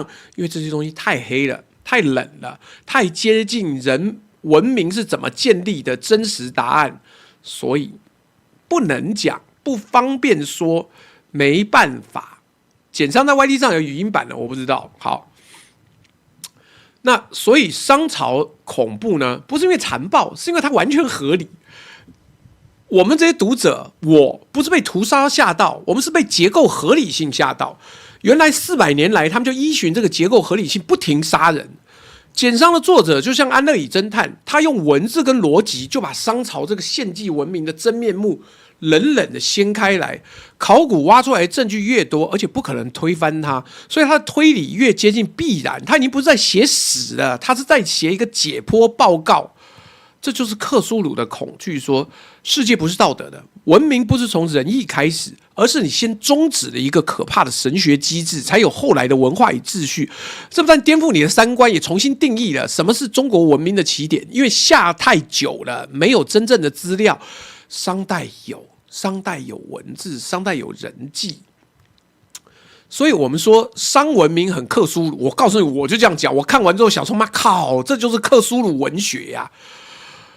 不是因为它是小说，而是它结构本身就对得上。克苏鲁神话的核心不是触手与怪物，而是3个关键感。人类不是世界的中心，你以为人类是万物之灵？不是，古神才是。神奇冷漠而不可理解，你从来不能够了解。信仰跟疯狂只有一线之隔。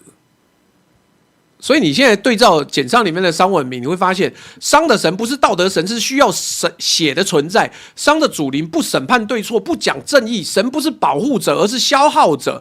这跟克苏鲁的外神跟古神高度一致，他不是恶，他根本不在乎。商的祈祷就是仪式，克苏鲁用咒语，用使者之书，甲骨卜问的方式跟克苏鲁小说中的召唤文本极其相似，精准、公式化、冷静，不带情绪，没有宗教热情，是工程师在操作某种拿到手上不可理解的反向工程的系统。你不知道作业系统怎么做，但你会用这个平板，这是非常旧神风格的语感啊。那如果这样讲的话，恐不恐怖？恐怖吗？商王就像是邪教的教主，但他真正有效，他有办法统领这个世界。所以在克苏鲁世界里面，主角越接近真理，越失去理智。商文明中，王越敬神，越杀人，越虔诚，牺牲越大，信仰等于疯狂的政治实践。这不是拟人，这是结构上的同构。因为简商触发的是同一种深层心理恐惧。克苏鲁神话其实不是恐怖小说，它是宇宙存在论恐怖。人类无足轻重，而且你还要付出代价。你死了就死了，不重要。那简商的商文明给你的是人不重要，但是还是要献祭。我不是被血吓到，我是被这个合理性吓到。克苏鲁之所以可怕，不是因为怪物，是他们完全不需要，他们完全不在乎你，但你还是得死。所以作者的文风呢，我必须要讲，李硕说他后来不写了，他说他后来本来还有几十本，他后来不写。我不是学老高了，是因为我讲这本书，它就是这个模式。简商的恐怖感是作者没有刻意写恐怖，他拒绝写的安全。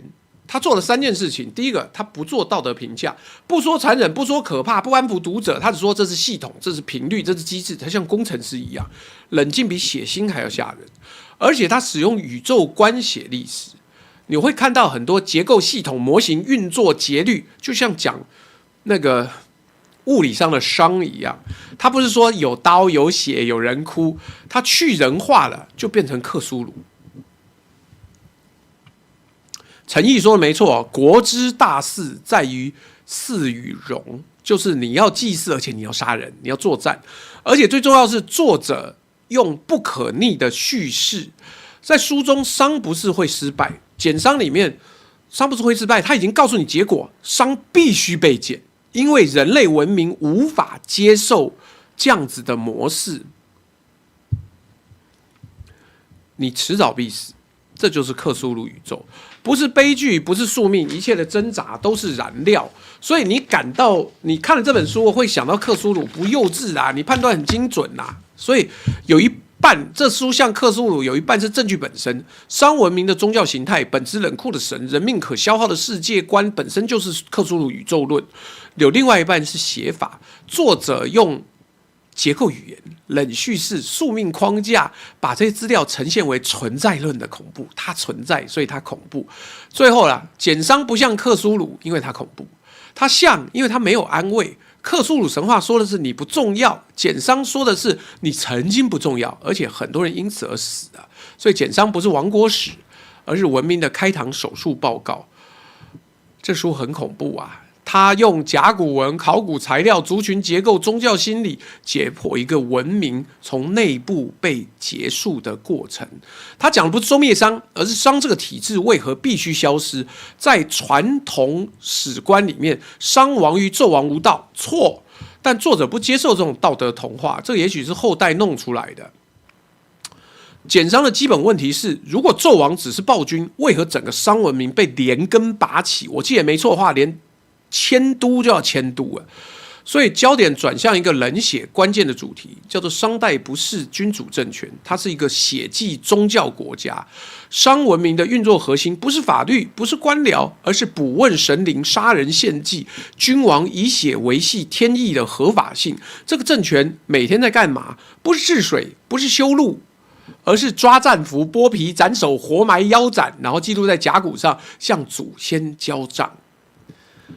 这不是失控暴行哦，不是一时一刻，不是像那个美国屠杀印第安人一样，不是失控，它是制度化、神圣化、流程化的国家暴力。为什么书名叫减商，不是灭亡，是动脉切断？减这个字简体好像都已经没有了，我不知道作者从哪里凹出来这个字，这个减啊，这个减，王减的减。所以我每次用 AI 在查资料做图的时候，这个剪都翻成剪刀的剪，没讲啊啦。它基本上就是玛雅文明啊，所以玛雅文明灭亡，但是商代是被取代，幸好被取代啊，不然中华文明就一脉而绝了，好不好？所以这个剪不是打倒推翻，它是从根部剪断血脉与信仰中枢。周人不是打赢了一场战争，不是打赢了牧野之战，而是对商文明做了3件毁灭性的手术。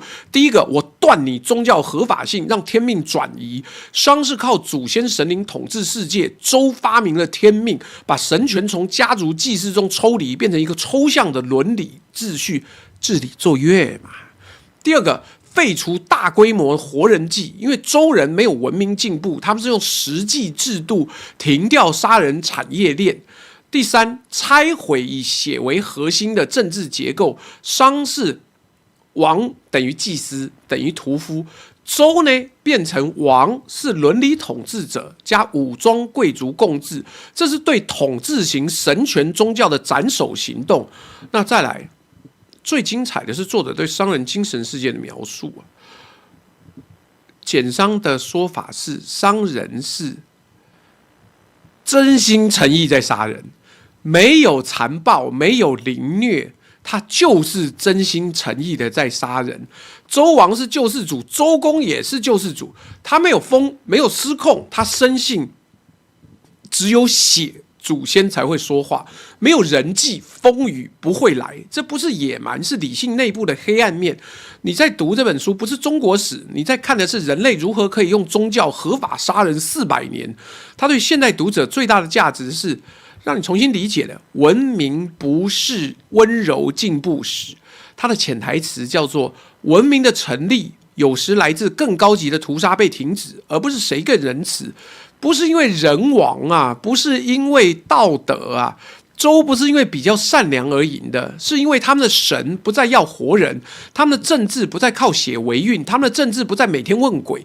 商不是落后被淘汰，而是一种统治形式被现实否决，这让人非常不舒服。我甚至要讲，我们的民主体制会不会也被现实世界给否定？你看美国，你看欧洲，那么多的极右派政权为什么会出现？因为民主体制原先只适合雅典那种1000人城邦，再大就没有了。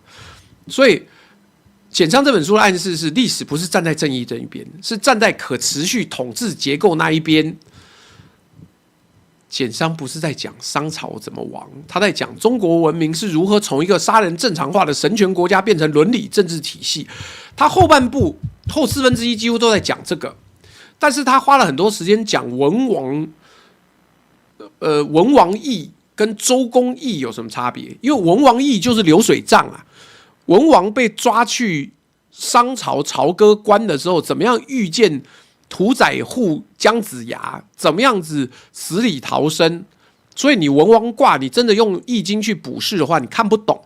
周公才把所有东西附上了文化或者文明的意义，所以就这么简单，好不好？对啊，潘顺吉说的没错啦，天命玄鸟降而生商，减商就是把这只鸟呢从根拔掉，而且用火烧掉，一点不留，就是这样的。所以减商这本书呢，是说中国文明是如何从一个杀人正常化的神权国家变成伦理政治体系。它不温暖不励志，它残忍冷静，像一把手术刀。但你一旦读过，就回不去那个历史很单纯的年代。你看黄仁宇都觉得太冷淡了。简商最恐怖的地方不是商朝太残暴，而是作者只是坐在书桌前，他就变成一个安乐椅侦探，把整个文明的内脏翻出来。一般历史书的不安来自于事件本身，但简商的不安来自于方法本身。作者没有挖土，没有碰骨，却说出那么多必然如此，你会开始怀疑的不是商朝，而是我们平常对历史的安全感是不是假的？所以你应该要感谢李硕不再写历史书啊，妈不然挫赛啦！每一个人都要把历史书当作恐怖小说在看，好不好？这个真的很恐怖啦。那恐怖就是冷静而且理性，那逻辑告诉你这是一个必然，好不好？这是一个必然。简商令人不安的地方，不是古代很黑暗，而是我们原来可以冷静的理解一个世界为何必须杀人。这是一个成熟到令人发寒的理解力。读完你不是难过，你是虚，因为你忽然知道文明没有神话，只有成本。有人用血付，有人用命还，而且还不一定在历史上看得到。所以你之所以不安，是因为你看到商朝不对。是因为你看到有一个人，就李硕坐在书桌前，就把400人人命说成一个模型，而且你知道他说得通。至于要不要比一下简商跟万历15年呢？我们就再看看，好不好？这个批评商王，小心晚上成祭品。你不要说晚上，我出门就变成祭品了，好不好？这是一个很大的挑战啦。那我觉得你各位看简商。我还是建议各位可以用一个批判性思考的模式。什么叫批判的思考？是作者很辛苦啊，他在一个证据稀薄、压力巨大的环境里面，要试图给全系统一个解释。像考古上的补全碎片，东西缺了一半，你要画出全图。AI 或许可以做到，但是 AI 是透过事物试10000次，但人类要做到，人类要靠好运。简商的勇气就是风险来源，你是跳跃性的补充，跳跃性的走。那他这个书里面也有几个推理冒险区啦。第一个，他把祭祀频率等同于社会结构核心。如果人际如此频繁，国政必须以祭为核心，这是作者的推论。但是问题是，频率高不等于唯一功能。政治、军事、贸易是否可能同时存在？书中往往为了模型清晰而被弱化，不是错，但有模型偏执的风险。但这是人类不可逃避的问题是，你好不容易发现一个正古烁今的结论，你不可能再跳出来反思啊，看懒啊。那第二个，他从王室文字推导全民精神模式，也就是王室文明呢，他用的文字是只有集中在那一群人里面啊，不是一般人都有。甲骨文是王的语言，是祭司的语言，不是人民的语言啊。那书里面会让大家觉得说商人集体沉迷血祭，这个是推断上的跳跃。王相信什么，就不等于社会全信什么。祭司的热情不等于百姓的日常，所以他的错误推论或者他的挑战性推论是上层话语等于一整个文明，过度推广。那好，然后最后有一个问题是，他说周之伦理革命过于干净，甚至太漂亮了，就这么一刀切。文明革命哪有这么简单？不信你去问毛泽东。哪有这么简单啊？那他说周人终止人际，建立伦理政治的叙事结构非常优美，但现实不会这么整齐。人际是否立刻全停？是否存在渐进混合期？是否保留变形版本？书为了文明转折的戏剧性压缩了暧昧空间。那这个他是把商文明的内在崩坏当成首要因素，但不一定啊，也有可能是资源不够啊。商为何亡？简商这本书的暗示是，宗教体制本身也不可持续，这是结构论的优势，但是它也是偏见来源。因为你如果太相信体制必死论，就会忽略偶然、气候、战争、外交。历史不是都死于内因啊，它有可能是外因，有的时候就运气差。你像明代大饥荒的时候，不是遇上小冰河期，它就是运气差啊，你怎么怪呢？对不对？那这个作者有没有错？其实没错，他只是做的事情，学术界很少人敢做。他不止补图，他帮你补出全图是这样子合理，这不是小错，而是大赌。他压中的地方很多，才令人敬畏。所以那时候历史界有反扑啊，他身体又不好，你们趁机反扑他，你们是不是人啊？所以你身为一个成熟读者，我们也希望我们的读者是成熟的，不是信与不信，而是你能够指出哪些推论是数据必然，哪些是架构需求，哪些是作者的哲学选择，然后你会进入真正的读书境界。我也期待大家都这样，我不必全信你，但我会持续跟你对话。你会佩服李硕的地方，就是你该警惕的地方。推理越漂亮，你越该多看两眼。历史不是小说，历史写作又有必然要有小说性，否则看不进去。所以，你身为一个成熟读者，当一个模型能够解释一切，就是万有引力的时候，你就必须要知道，它可能消除了一切例外，而例外正是历史最真实的部分，好不好？这个才是一个比较大的挑战。我觉得大家要思考一下，我们再来念一下斗内，休息一下，休息一下。不是，压力太大，不好。我们后面，我跟你讲，我最喜欢这种东西了。我觉得我们后面还可以谈一谈。那如果商代没有被灭，如果神权帝国的人献祭继续下去，安诺啦，好，等等，我们这边先预告。简商里面有一个最锋利、最敏感的一条暗线，连李硕自己，他可能写到最后没力了，他可能不敢写。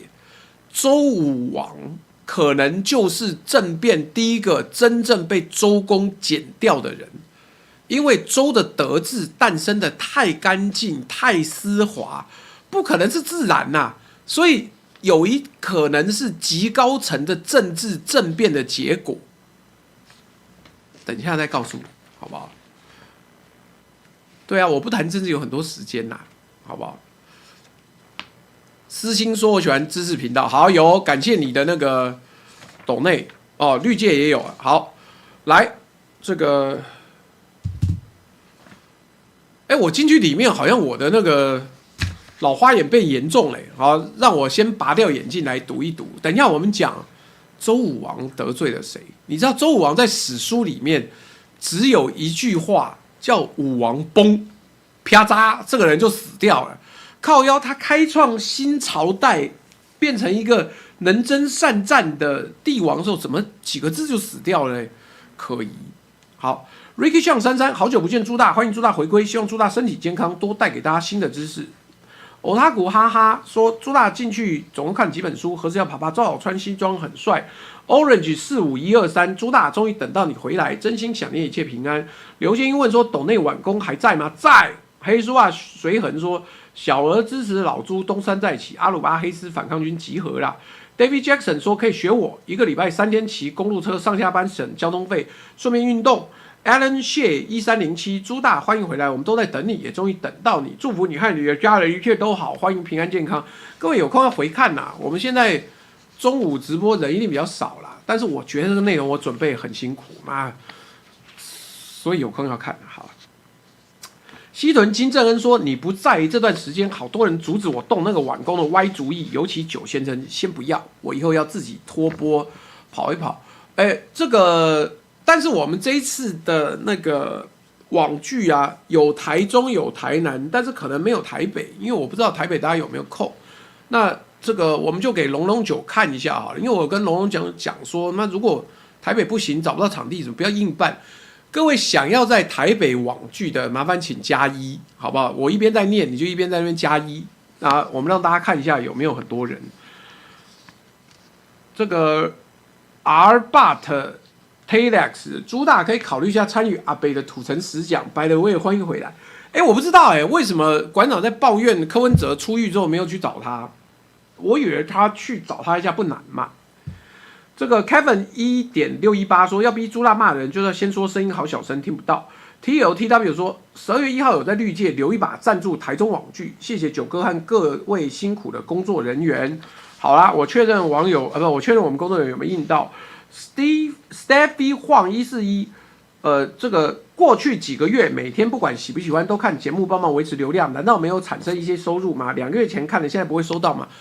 会有，我没有说都没有收到，我没有怪各位的意思，但是我的公司还在运作，我们的来宾、我们的主持人都是要吃饭的，好不好？你给他钱天经地义啊，你不要觉得就这样子的。你们的投入很感谢，但是啊，穷就是穷啊，不然怎么办？刘冠军说：“朱大加油！好了，你后面讲的东西就是我不想要再谈这个案情跟案子了，什么事情没有，我都扛了，妈1年都蹲出来了，这讲这个不用了。”王璞，谢谢你抖内。千尔伊塔说很欢喜朱大出来了，工作中看回放，好，哎呦，知识含量很够，好不好 ？Phoenix Live AZ 说赞助朱大请来宾的钱，幻想能够再看到朱大亮哥合体。朱大之前的邮政信箱还能够寄东西过去吗？可以，刚贴了。台北市北安邮政320号信箱。那 Easter Che 说欢迎朱大回归。Lilian Chen 1107，绿界 T 友说供应老朱出关，也谢谢派克、浩克、Apple 等朋友这1年来辛苦，谢谢你们，也谢谢他们，我也要谢谢。这个傻端会静如呆瓜，动如深井，兵去健身房练眼睛。哎，端会好像好久不见了，之前。我都忘了他是什么样的人了，这名字很熟，我记得。朱大平安，你终于回来了，请好好身心安对几天，希望好身体，大家都很挂念你，以马内利，圣诞快乐，恭喜发财，身体健康，否极泰来。大家看你瘦下来，又羡慕又心疼，加油加油！百可傻可不精，端会加静如呆瓜，动如深井冰 Plus。蛙子说小小心意，平安喜乐，谢谢 Harry 在绿界斗内。Kim Jong Lin 终于等到你回来，想念你一切平安，麻烦你给我一个干滚，我就念出来了，不要大声好吗？绿界说泥池里捞不到鱼 ，YT 不知道为什么抖不出去。总之恭贺朱大回归 QQ。绿界爱迪生欢迎回归。绿界老板，你看我有帮你推绿界，好不好？虽然你现在看不到，但我有做，所以如果那个大秘书有在看的话，也要明白，我有帮绿界在推，不是没有，因为到处抽税很痛。好。这个 CC 券8356，谢谢你抖内 Hillary Lin 679，谢谢你抖内绿界黑五沙帕，欢迎老朱回归，加油！南风道说谢谢朱大回来科普知识。某小抖一下，欢迎朱大回归。李景浩说哈哈哈，朱大还想再瘦点的话，可以试试生酮饮食配间歇性断食。我跟你讲，现在问题不是再瘦，现在问题是我肌肉流失，我要把它练回来。这个 Zoe 俏2979，我要抽书加1。OD 说抽书加1。千 U 说抽，朱大辛苦了。TC Win 1023，台州阿文也要抽书加1。蔡不讲武德说恭迎九华山地藏王野王出山。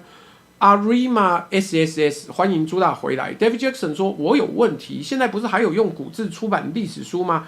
比方周记、商记、老子传，会推荐看那种书籍吗？时间有限，你如果要看会多花很多时间呐。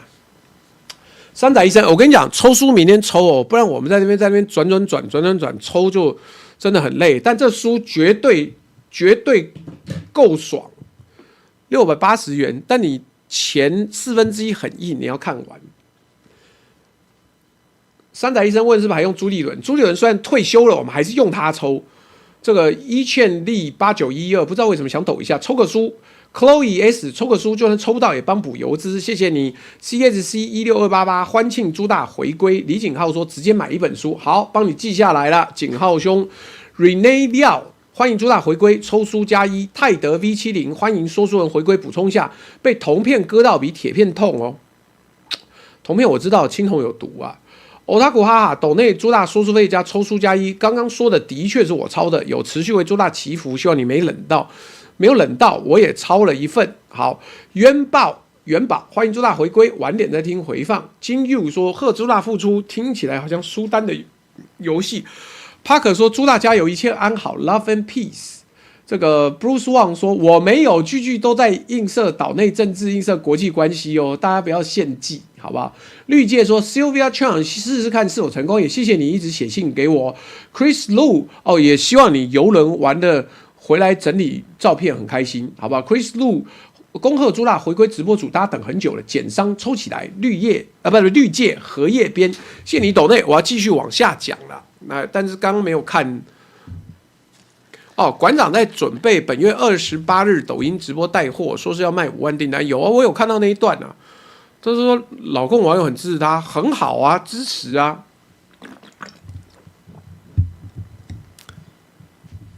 支持啦。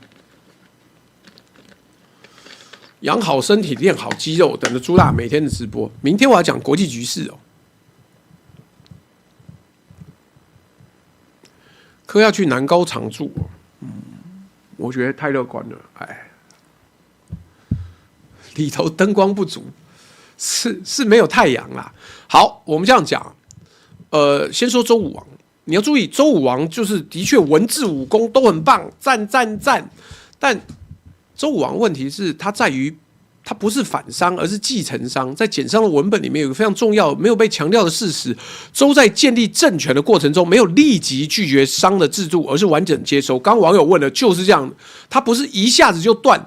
可是周公的描述变得很直接，那这也是太那个什么？我以后 DPI 要开300，对不对？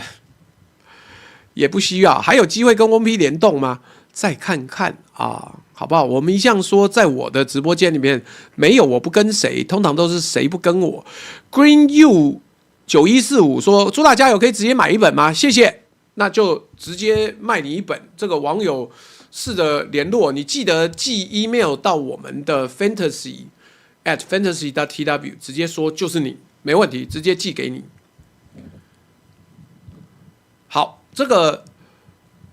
我们如果回头去看《尚书》跟《益州书》，不是上义夫啊，《尚书》跟《益州书》的早期记录，武王的时期呢，出现大量的杀俘、大规模屠生，他连大象跟犀牛都杀，战后就献祭，用敌族人命祭天，这很关键的。所以武王的继承商代推翻商代的革命里面，不是废人祭，而是抢走献祭权。他不是说商错了，而是在他的诠释里面是说不好意思，商纣你没有资格再献祭了。周公的人治社稷呢，其实是一个去神权化清洗，洗了出现武王洗不干净啊。如果我们从政治史而不是从道德史来看，周公的改革有3个非常明确的方向。第一个，把神的要求变成人的伦理，从神要血到君要德，这不是抽象转变这是权力从巫祝系统到官僚系统的转移。那把祭祀权变成治理权，商王最大的权力不是军权，而是你能不能献，你怎么献。周公把这个献祭权收回来，变成由礼制决定什么能做，什么不能。治理作乐吗？是不是？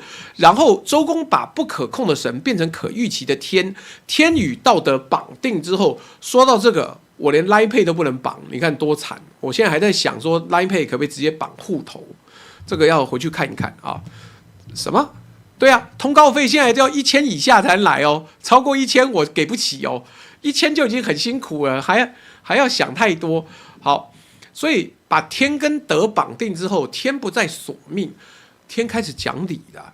你可以预估天，天就不像克苏鲁一样恐怖了，因为Shallow TEOOO 为什么 Line Pay 不能绑？因为没有信用卡。为什么没有信用卡？因为我现在变成呆账拥有者，我现在变成一个失信执行人。好，天不再索命，天开始讲理，不是因为天变了，是因为说话人变了。武王为何很快死？以一个开疆破土的明君来讲，他死很快啊。历史没有告诉你，但政治上非常合理。周公可能剪除了武王，我认为周公剪除了武王，史学上没有明确的证据证明的政变，那么废话，后面是周公写，他怎么会告诉你我弑君？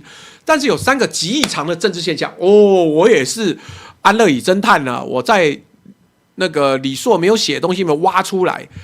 第一个现象1，武王死得太快太模糊，没有病因记录，没有仪式铺陈，没有悲情叙事，一笔带过，叫王崩。王崩，崩崩崩崩崩，就这么死了，太突然了吧？那这在中国的正史里面非常不寻常。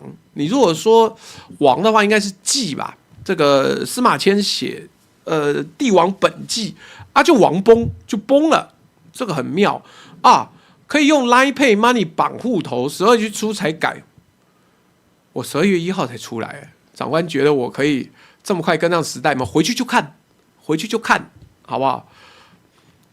但是因为电子支付绑户头有风险好了，然后线下2，周公接管的非常彻底啊，他不是辅政哦。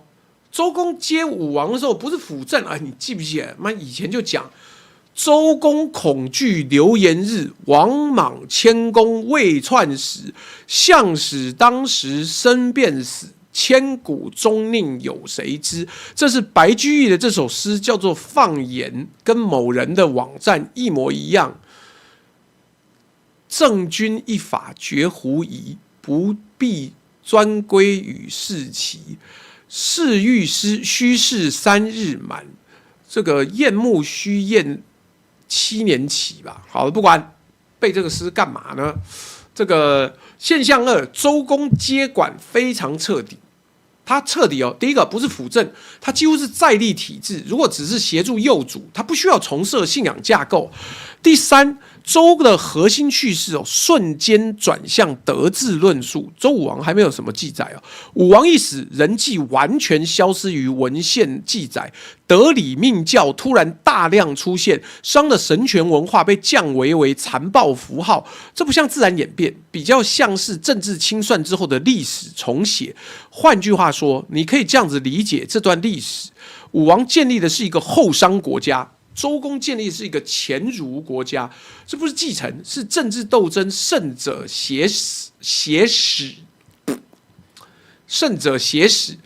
简商为什么没明说？理由只有一个啦，这个叙事线在现在也很危险，只有我刚从监狱出来敢这样子写。周公减商，不但减商，连周武王都被他减掉了。因为你如果承认德治是政变的产物，伦理是清洗之后的意识形态框架，天命论是改写后的政治话术，你就等于在说中国政治道德的起点是一场内部斗争的产物，不是文明自然萌发。这太颠覆了，太不安全。所以我们做的事情比减商更进一步。作者说的是李硕说商毁于自身的献祭逻辑，我补充的是周真正的胜利是成功结束献祭逻辑，而且代价是把一个依然信神、依然献祭的武王一并剪掉，毫不留情，而且有他的血统。所以啊，阿创说没错，周公的政治工程干得很细，斩草不除根，春风生。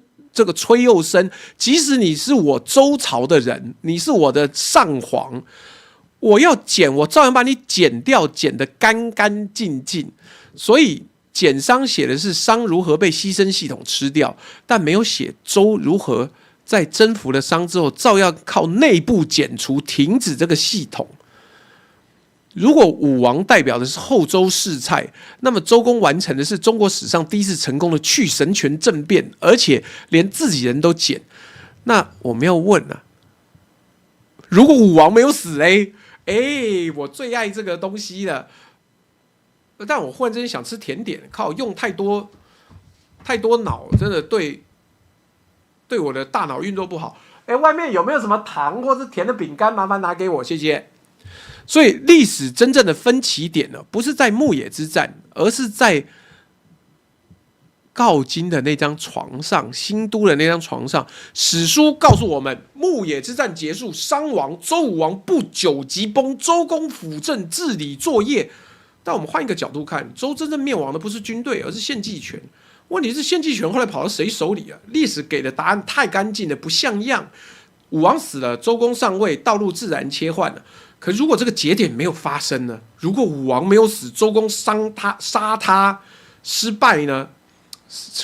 我不能我跟你讲，大脑是最耗能源的东西了。我在那边说书说了吗1个多小时嘞。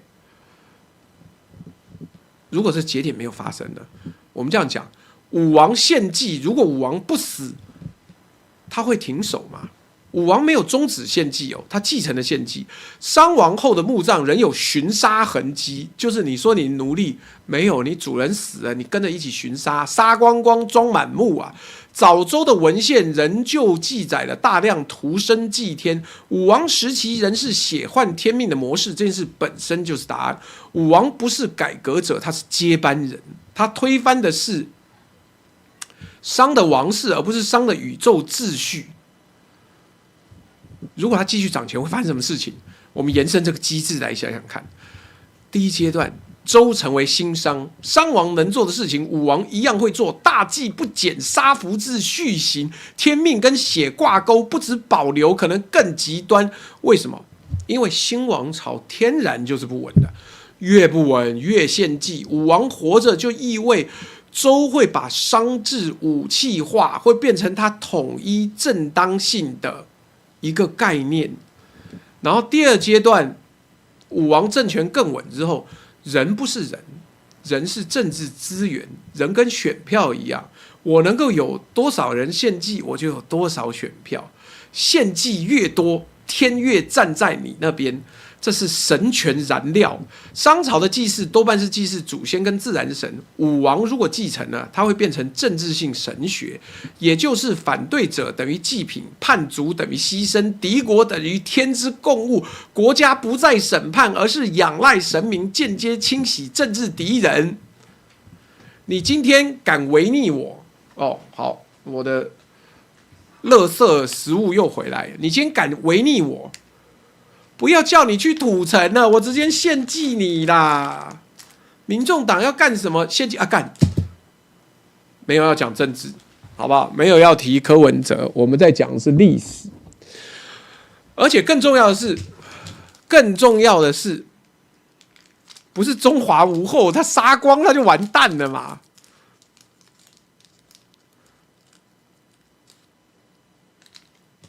哎呀，不小心讲到台湾政治，好，但是你不要搞错哦。周武王如果没死，周代不会变弱，帝国会极快扩张。你不要以为献祭的神权国家弱，他神权燃料多，是烧到最后才会国家灭亡。一开始他为了要抓神权燃料，可拼命了。你想想看，你的士兵不是为了领薪水，你士兵是为了祭祀神，每天祭祀神，每天拼命。宗教型国家在早期的战斗力极高，每一次战争都是一次对神的贡献，对王的效忠，对文明的猎杀。帝国会像火焰一样往周边蔓延舔舐。可是有一个问题，当血不再有效的时候怎么办？当宗教革命发生的时候怎么办？当赎罪券不再有意义的时候怎么办？所以问题从来不是神是否存在，而是献祭总有上限，土地会荒，人口会减，战间资源递减，而神从来不回馈。商代的神就跟克苏鲁一样，他从来不会回馈的啦。你没有在里面看到克苏鲁的信仰者变成上帝，变成神，没有。所以有一天，镐京会出现低语。我们献了那么多，怎么还有灾荒？我们献了那么多，怎么代王的身体还是不好？周武王会怎么做？周武王会做的事情很简单，历史的答案很残酷的，不是停手，绝对杀更多。武王面对神不再回应的时候，只剩一条路，是我们献不够，杀更多。这是所有献祭为民的最终轨迹。当神沉默，我们就用更多人呐喊，用更多血喷洒。结局就两种，一个是周帝国迈向阿兹特克式消亡、玛雅式消亡、复活节岛消亡。过度献祭，社会空壳化，嗜血而不能自拔，被更世俗而有效率的文明吞没，很有可能是工业革命文明。第二个结局，这个更残暴，你没办法想象，我们就杀到神回应为止，对不对？好啦，如果这个路一路走下去，而幸免于难生存下来，中华文化会成为世界史上最成功的神权帝国。因为我们领土大，我们人多，我们整体的概念是远超过你的想象的，所以会变成武王制度性献祭，建立固定祭祀阶层，神权跟君权整合，祭祀等于国策，祖灵等于宪法级存在啊。那中国不会走向儒家，会变成东亚版的黄金神权文明，没有孔子，只有祭司部，没有伦理，只有可接近神的血，思想史什么都没有了。没有孔子、孟子、孔孟学说、阴阳家、这个策略家，没有纵横家，都没有。思想史是咒术逻辑、卜问国策、写占星术、人命统计学。你以为你在伦敦读神话，但其实你在长安读神话。最后，你突然理解一件事情：我们的假设很恐怖。如果武王不死，儒家不会出现。仁义礼智信是没有土壤的外来语，中国很可能变成世界上最大、最久也最理直气壮的献祭型文明，就是这样子。所以啊，商代简商这本书给你看的东西，是我们以为历史选择的文明，但实际上是某一个人死了，是周武王死了，历史才走向这一条路。那好，我们再问一个问题，我今天不是讲书而已，我们就来做思想实验吧。反正今天人没那么多，我们就一直想，一直想。如果孔子生在献祭的周朝，他还能创作《论语》，他还能说礼崩乐坏，而且活下来吗？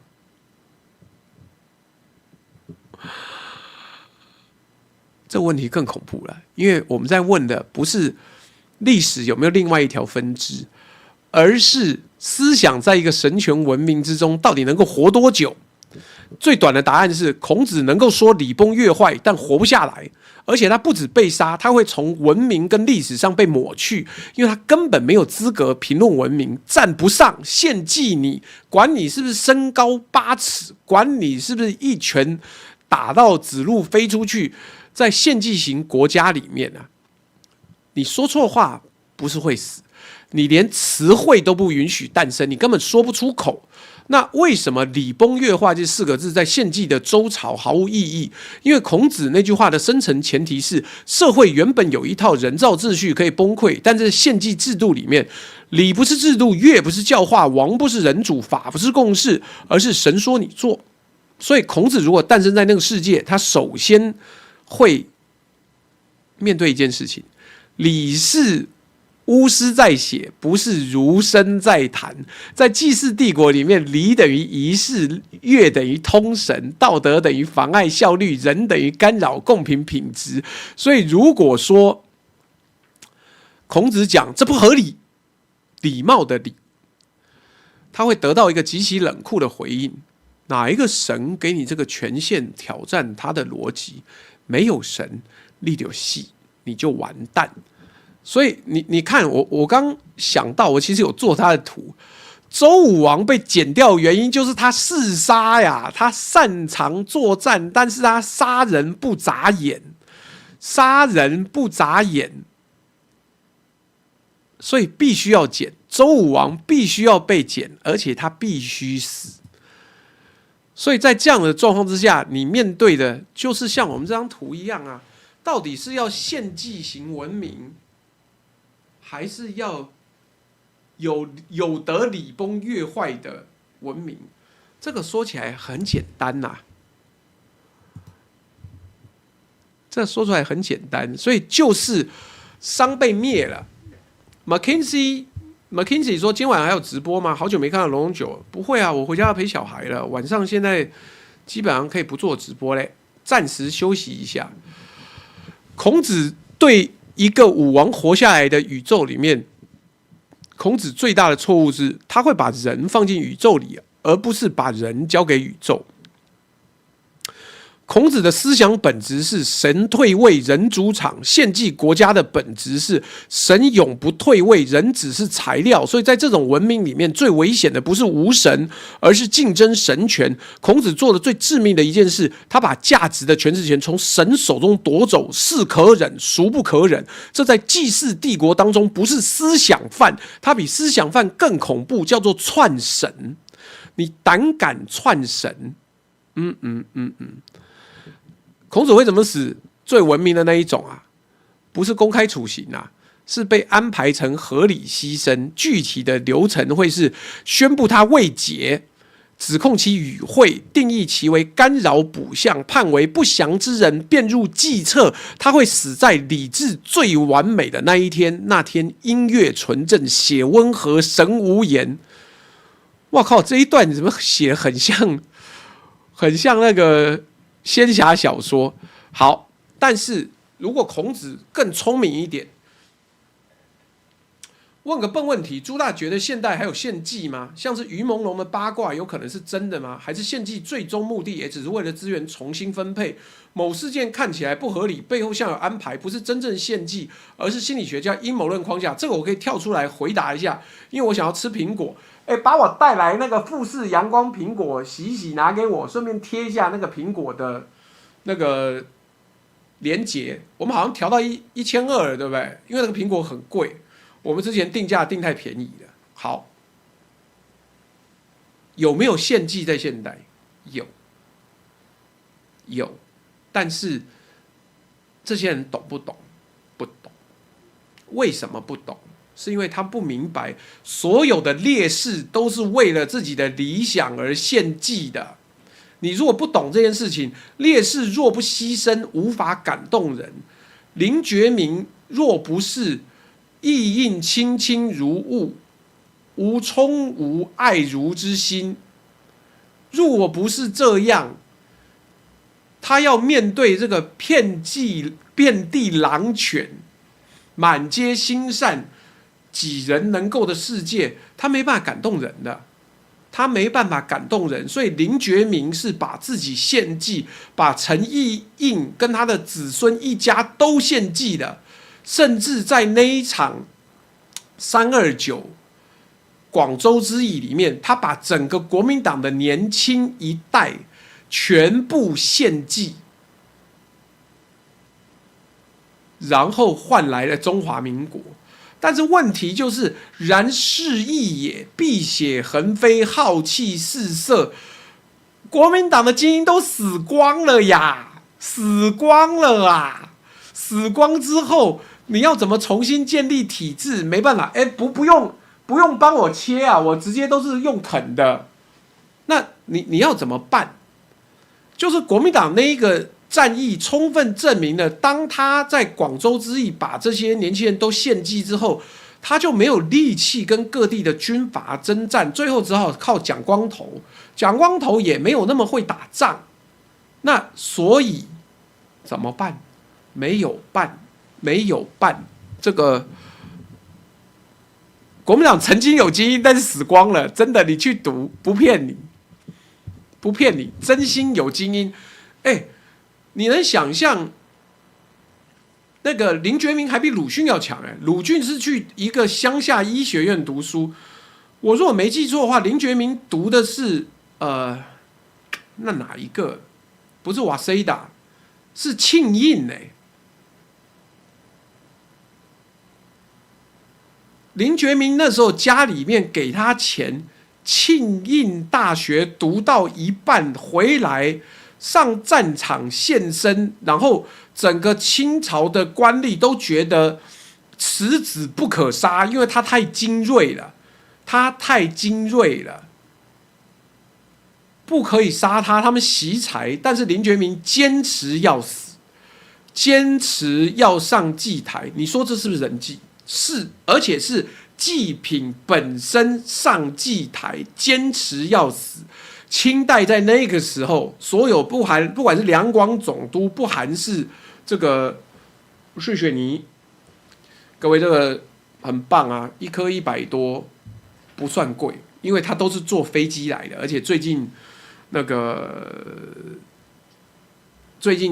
富士阳光苹果又是蜜苹果，价格很贵，对嘛？它是庆应艺术大学呀，你看，结果一个庆应艺术大学的学生回来被清廷抓了，清廷不想杀他，但他坚持要你把我宰了，那为什么？因为很简单，因为他是献祭，他知道他必须要献祭才能革除清代的天命。那你说怎么办呢？林觉民后来整个家族几乎都死光了啦，那他的儿子好像也死剩一个，好像他有个儿子还饿死了嘞。对啊，文千祥也是一样啊，蒙古不想杀，但是那个崖山以后吴中华，那没办法啊。献祭都是要最好的啊，但是国民党献祭完了之后自己没剩，所以林觉民是用他的血，无以无血换青天呐、他是用他的血换来一个世代的改变呐、这个没有办法，对不对？所以说谭嗣同也是啊，谭嗣同是不是我自横刀向天笑，去留肝胆两昆仑啊？好了，这个亲生阳光富士苹果要买赶快买啊，最近价格很不稳。那好，所以孔子如果没有先被宰，我告诉你怎么办？他变成地下孔子。孔子才智不减，身高不减，但他想要活下来，他会用经典包裹批判，用神话隐喻人道，用祖灵的言语包装新论语。他可能会怎么教学生？他说：“我们真正记的是德，而不是人。学生是底层的书吏，逃亡的贵族，被退役的巫祝。”版本2啊，是祭司孔子，他混入了周朝的祭司体系，要从内部改写神明的概念。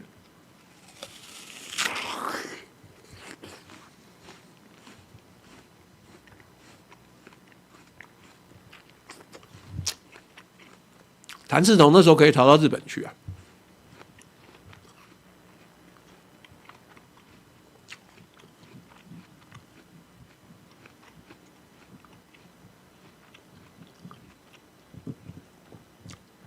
所以孔子可以变成祭司，因为他是读书人，他可以从内部改写神啊。他可以用注经者的身份进入祭司体系，改写卜辞解释，重新训诂天意，用伦理偷换神意。直到某一天，人以为在奉天，却其实在奉人。如果他成功，中国文明可能不会是去神权，而是走向道德型神学。所以做这种假设是用更改过的新神学对抗旧神学。所以最后有一个问题。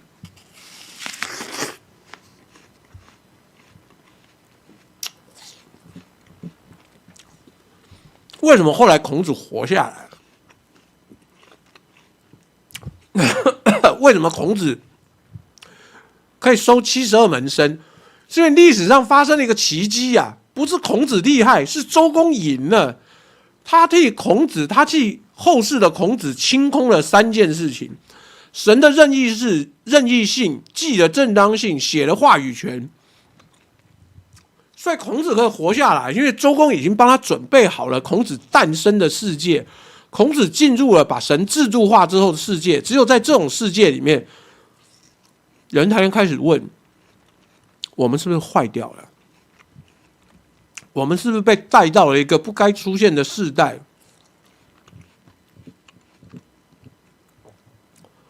在献祭的帝国里面呢，没有礼崩乐坏这句话的存在的条件，只有在杀人不再神圣之后才能诞生的句子啊！我还努力的掰了一些孔子地下论语的节选，就是真的在那种献祭帝国地下流传的语录，然后我还去推论墨子能不能够在献祭期的周朝是否成功，等等，念一下就好了，不然我现在直播多久啊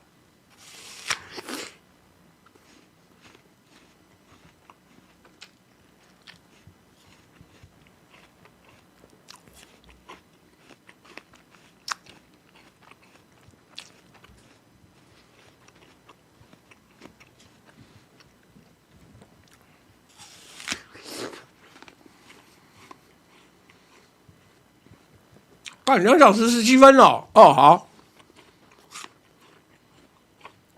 有苹果有购物连结，现在置顶。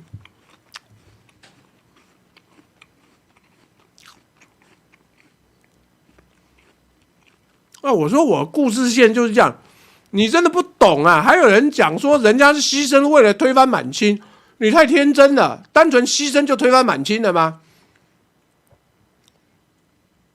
革命党死了多少人？为什么只有到329之后举国为之震动？就是因为林觉民用最精英的人生，用最幸福的人生献祭了自己。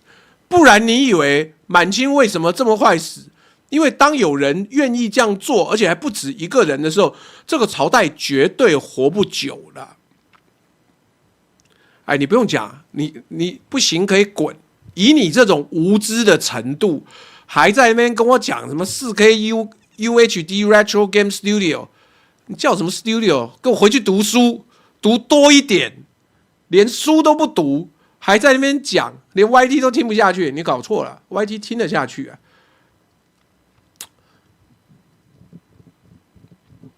所以，如果孔子要这样子写的话，他会怎么说？子曰：“义不可裸视，故先以辞为纪。辞中藏义，义中喻人。你的伦理不能够赤裸，伦理不能够赤裸说出，要先用祭词外衣包裹，让人逐渐领会。”子曰：“礼非独在器，礼在心。若心被器绑，器必杀人。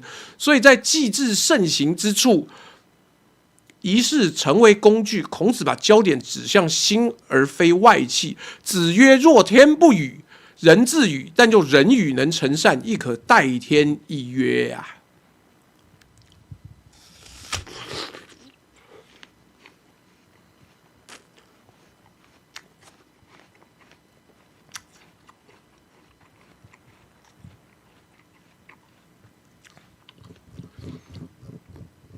哎，我一边吃苹果，也差不多要结束了。我们来看看周公。哎，你想想看，周公治理作乐，那么千辛万苦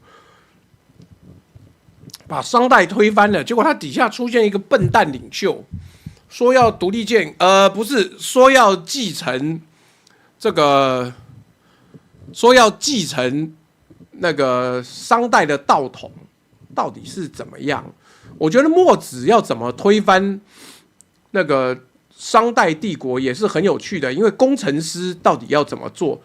我对工程师相信，对，所以礼制会被功能化，所以它的礼不是以血祭为核心，墨子会让它规划为社会团结于秩序的仪式，再来技术主义会提升，那这个他会重视工匠、工程和防守技术的社会地位上升，形成类似技术官僚的阶级。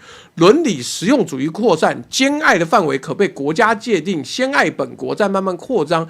相对儒家更早出现的社会工程文化，文献跟教育改编。如果墨家进入学校，教育会偏向实用及军事工程，而非祭祀修辞。妙了，对不对？所以。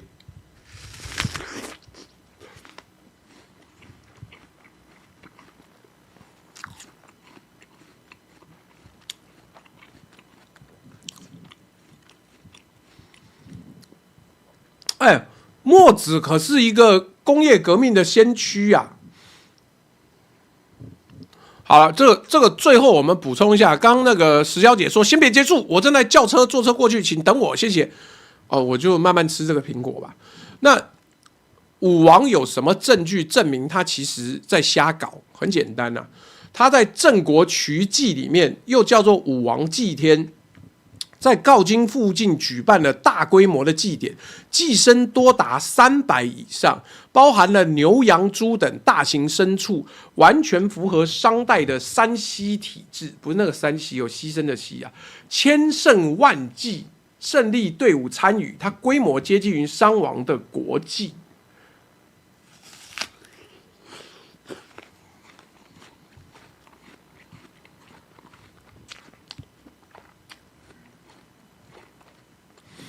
然后武王还进行封英明的大祀，武王保留了英明、英器、英礼，甚至在朝歌设置了鹰社，为其举行大祭。他祭祀殷商祖先，包括了地隐、地心，使用甲骨文系统延续的占卜仪式，以人参作为可能的祭品。所以简香的解读是，周武王不是清算商文化，而是努力学习复制它，而且在书五成跟经文里面，就是那个鼎上面铭刻的文字里面，可以推测出来，武王登基之后，祭天、祭地、祭四方神祇，大量使用青铜器与酒牲畜，操作模式跟商王日常国祭极度类似。武王的祭祀规模绝不逊于纣王，甚至以新王朝宣制理由进一步放大。那周公会多伤心？周公可能会觉得他道德理想破灭啊。周公主张得胜天命，以民为本，但武王的行为暗示，我灭商不是因为厌恶血祭，而是想用自己的名义去重做一遍。这对于相信天下可改的周公是极大的政治打击。那对新王朝未来的恐惧，他好不容易帮着文王夺走了商代的正统，周公可会意识到，如果武王延续商氏暴烈祭祀，西周将被视为后世商的反版，中原永无脱离血祭政治的一天。他不是挫折，他是恐慌啊。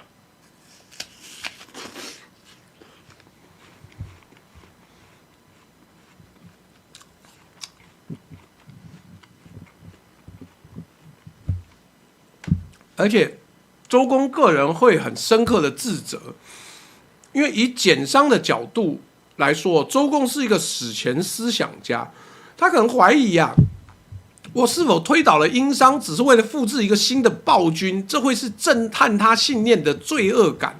如果周公的这一切都发生了，所以他有一个很重要的思想是，你要终结血祭文明，必须先处理沉迷于血祭的王，然后让这样的事情不再发生。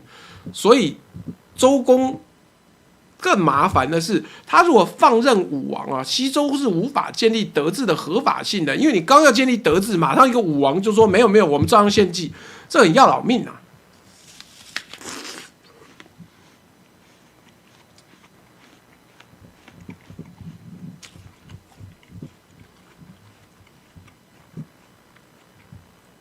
所以周公现在那个时候的困境很麻烦。第一个，容忍武王，但是西周就会重复殷商的暴政；第二个，要制止武王，那就可能引发内战，破坏周室。他承受的心理压力是救天下与弑君之间的双重折磨。那这怎么办呢？简商推演是武王的记载死亡充满了政治的暗示。武王的病在一次大祭祀之后急速恶化，死得突然，而且是在政治紧张时刻。周公立刻接手政权，开始史上最大规模的政治教育运动——成王幼主，周公摄政。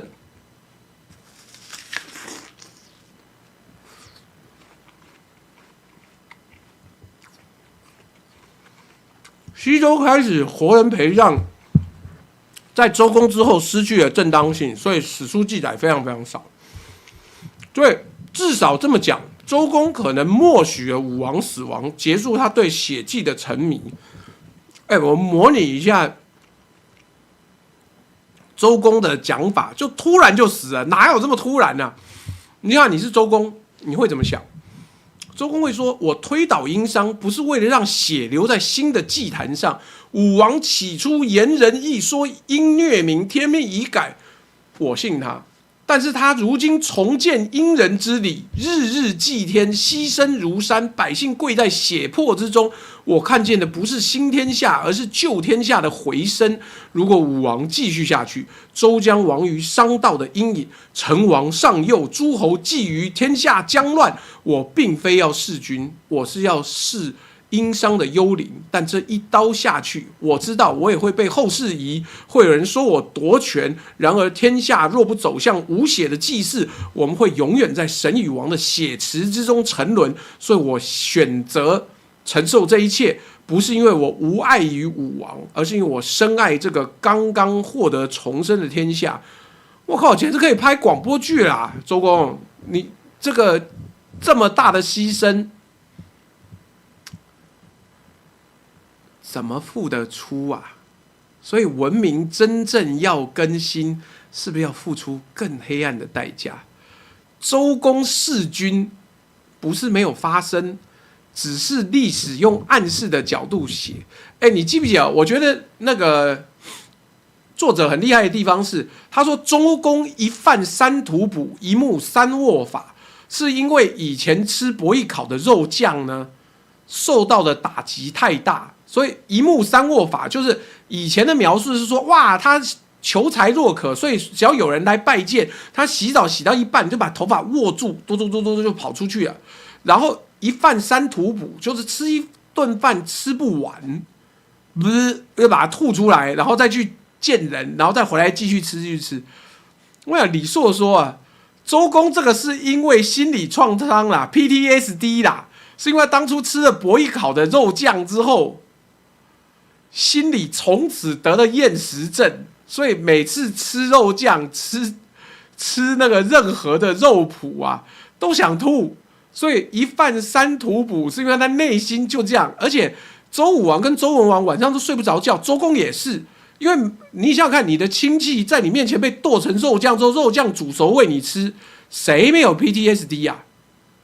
周公好像也吃哦，因为周公好像跟周文王一起去，那你在他身边哪有周文王吃你不吃的？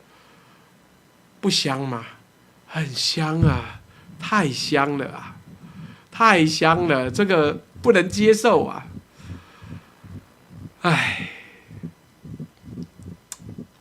我觉得李硕的假设真的很屌，因为他们一家一起吃的，Mr. 阿创没讲错啦。也有可能说，就是因为这件事，周公才搞礼制改革文明。因为如果永远都是人祭，那么永远都有人要，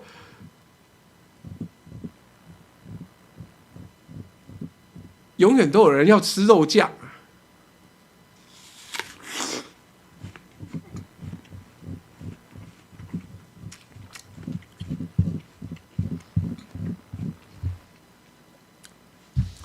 来，再念一个斗内啊，差不多也要结束了。我还是觉得周公其实真的是一个悲剧性人物，他终其一生努力至此，结果最后竟然必须要杀掉周武王，然后大家又怀疑他。你可以去看这个东西，我没有再多做演练的，就是大家都怀疑摄政王周公是觊觎成王的王位，为什么？因为里面的内层逻辑是你他妈把周武王杀了，我们怎么相信你只是摄政周成王？你不会也把他杀了来继位吗？但是周公，我还帮他写另外一种模拟啊。周公真心不是爱杀人，周公的内心是这样想的：我推倒殷商，不是为了在新的祭台上流更多的血啊。武王诚言仁义，但如今他重建殷礼，祭祀如山。我看见的不是周朝的未来，是殷商的幽灵。若我袖手旁观，周必亡，天下必重现血池。我非欲弑君，我欲弑的是那股令人沉迷的神权黑暗。然而这一刀下去，后世必以我夺权。没错，后世终其一生都怀疑周公准备要夺权接成王的位置。而这一刀下去，后世必以我夺权。可若不做，中国永无得志的一天。我只能背负这罪，幻象一个没有血迹的新时代。就是这样子啊。等会补课吼，好不好？令 JP6840 说，这如果拍穿越剧会成恐怖片，真的是恐怖片啊！而且周公还把周武王给宰了。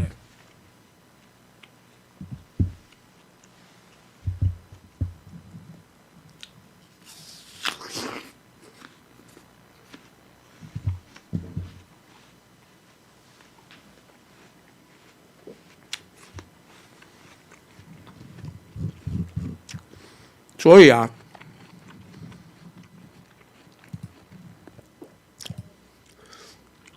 你看这个是我好不容易做出来的图，就是周文王躲在地下的洞穴里面，在复刻甲骨文，就是要学的是商的祭祀夺商的天命啊。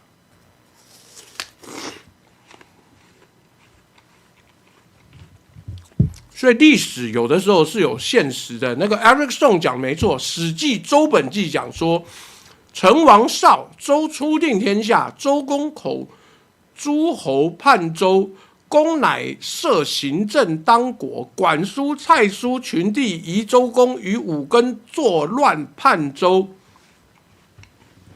我跟你讲，历史有时候只留部分现实啊。管蔡可能很清楚，就是周公杀了武王，所以才要叛周。不然为什么几个诸侯全部都叛变？没有巧合啊，周公没有那么讨人厌啊。对啊，我必须看起来像代码，网友留的很正确。当他看到回头的周王、周武王有纣王的影子，你说周公惊不惊吓？周公真是为了这个朝代的根基操碎了心，然后后来大家还不感谢他，妈还要叛乱。对啊，还联合五根呢，你看。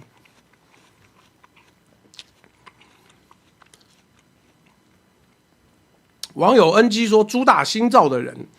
Kevin 513说：“恭贺朱大回归。”子祥，朱大有考虑带货健身补剂吗？先健身再说，不要一直考虑带货。有空各位吃这个青森阳光富士苹果，在台湾最畅销的，坐飞机过来的，很赞啊。然后嘎嘎咪咪口说：“恭喜朱大出关，出关一定要来抖一下。进修回来后越来越帅了，养好身体，练好肌肉，等着朱大每天的直播。”绿界的 Jocelyn Yu 一切顺利，谢谢你。Greeny U 9145，朱大加油，可以直接买一本吗？可以哦，记得写信到 fantasy@fantasy.tw 就寄给你。13小姐说，司机大哥跟我说衡山指挥所不安全的，要去故宫才安全。他一定听郭正亮直播啦。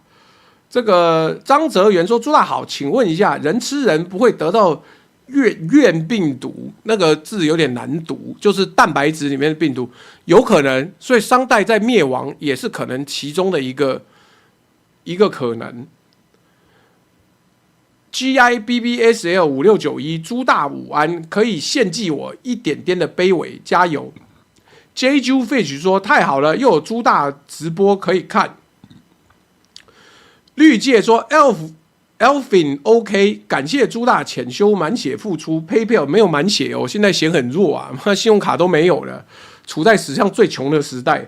PayPal 不知何故无法改绿界式小斗抽书，工作人员记得把它算到那个抽书的氛围里面。这个邱兴信说问个笨问题，朱大觉得现代还有献祭吗？像是于朦胧的八卦有可能是真的吗？他的八卦有可能是真的，可是不是献祭，是愚蠢之徒的巧合行为，那不是真正的献祭，但这些愚蠢者团结起来，就真的变得很愚蠢。哦，还有 TED HH123 说，周公的两个兄弟管叔跟蔡叔不相信周公，觉得他可能是要夺位，他们便与商朝移民首领武根一起起兵反派周朝。你看。这是不是让大家觉得当代的人都觉得是周公杀了武王？令 JP6840 说，所以阿宅说的结果钱我们去哪？吃好喝好练好身体，不会拖很久的。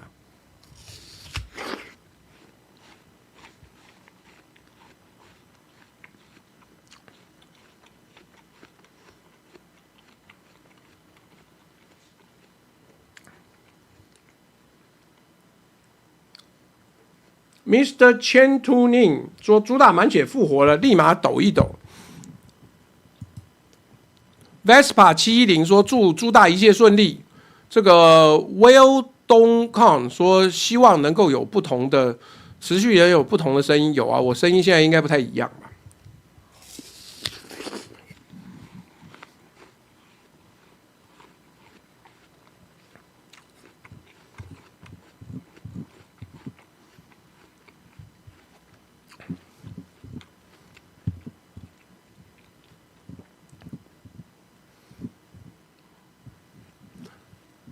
花花鱼 B 说晚上会直播吗？不会咯。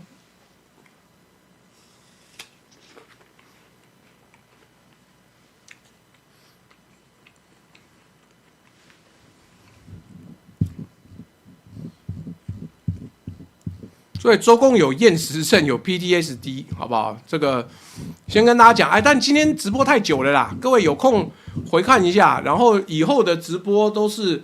早上如果我有健身，我早上会直播，顺便跟大家聊聊天。中午就有一场比较认真的直播。何时跟正亮直播？我不知道啊，叫他来问我啊。我现在连出门都没有什么钱了，你叫我怎么直播？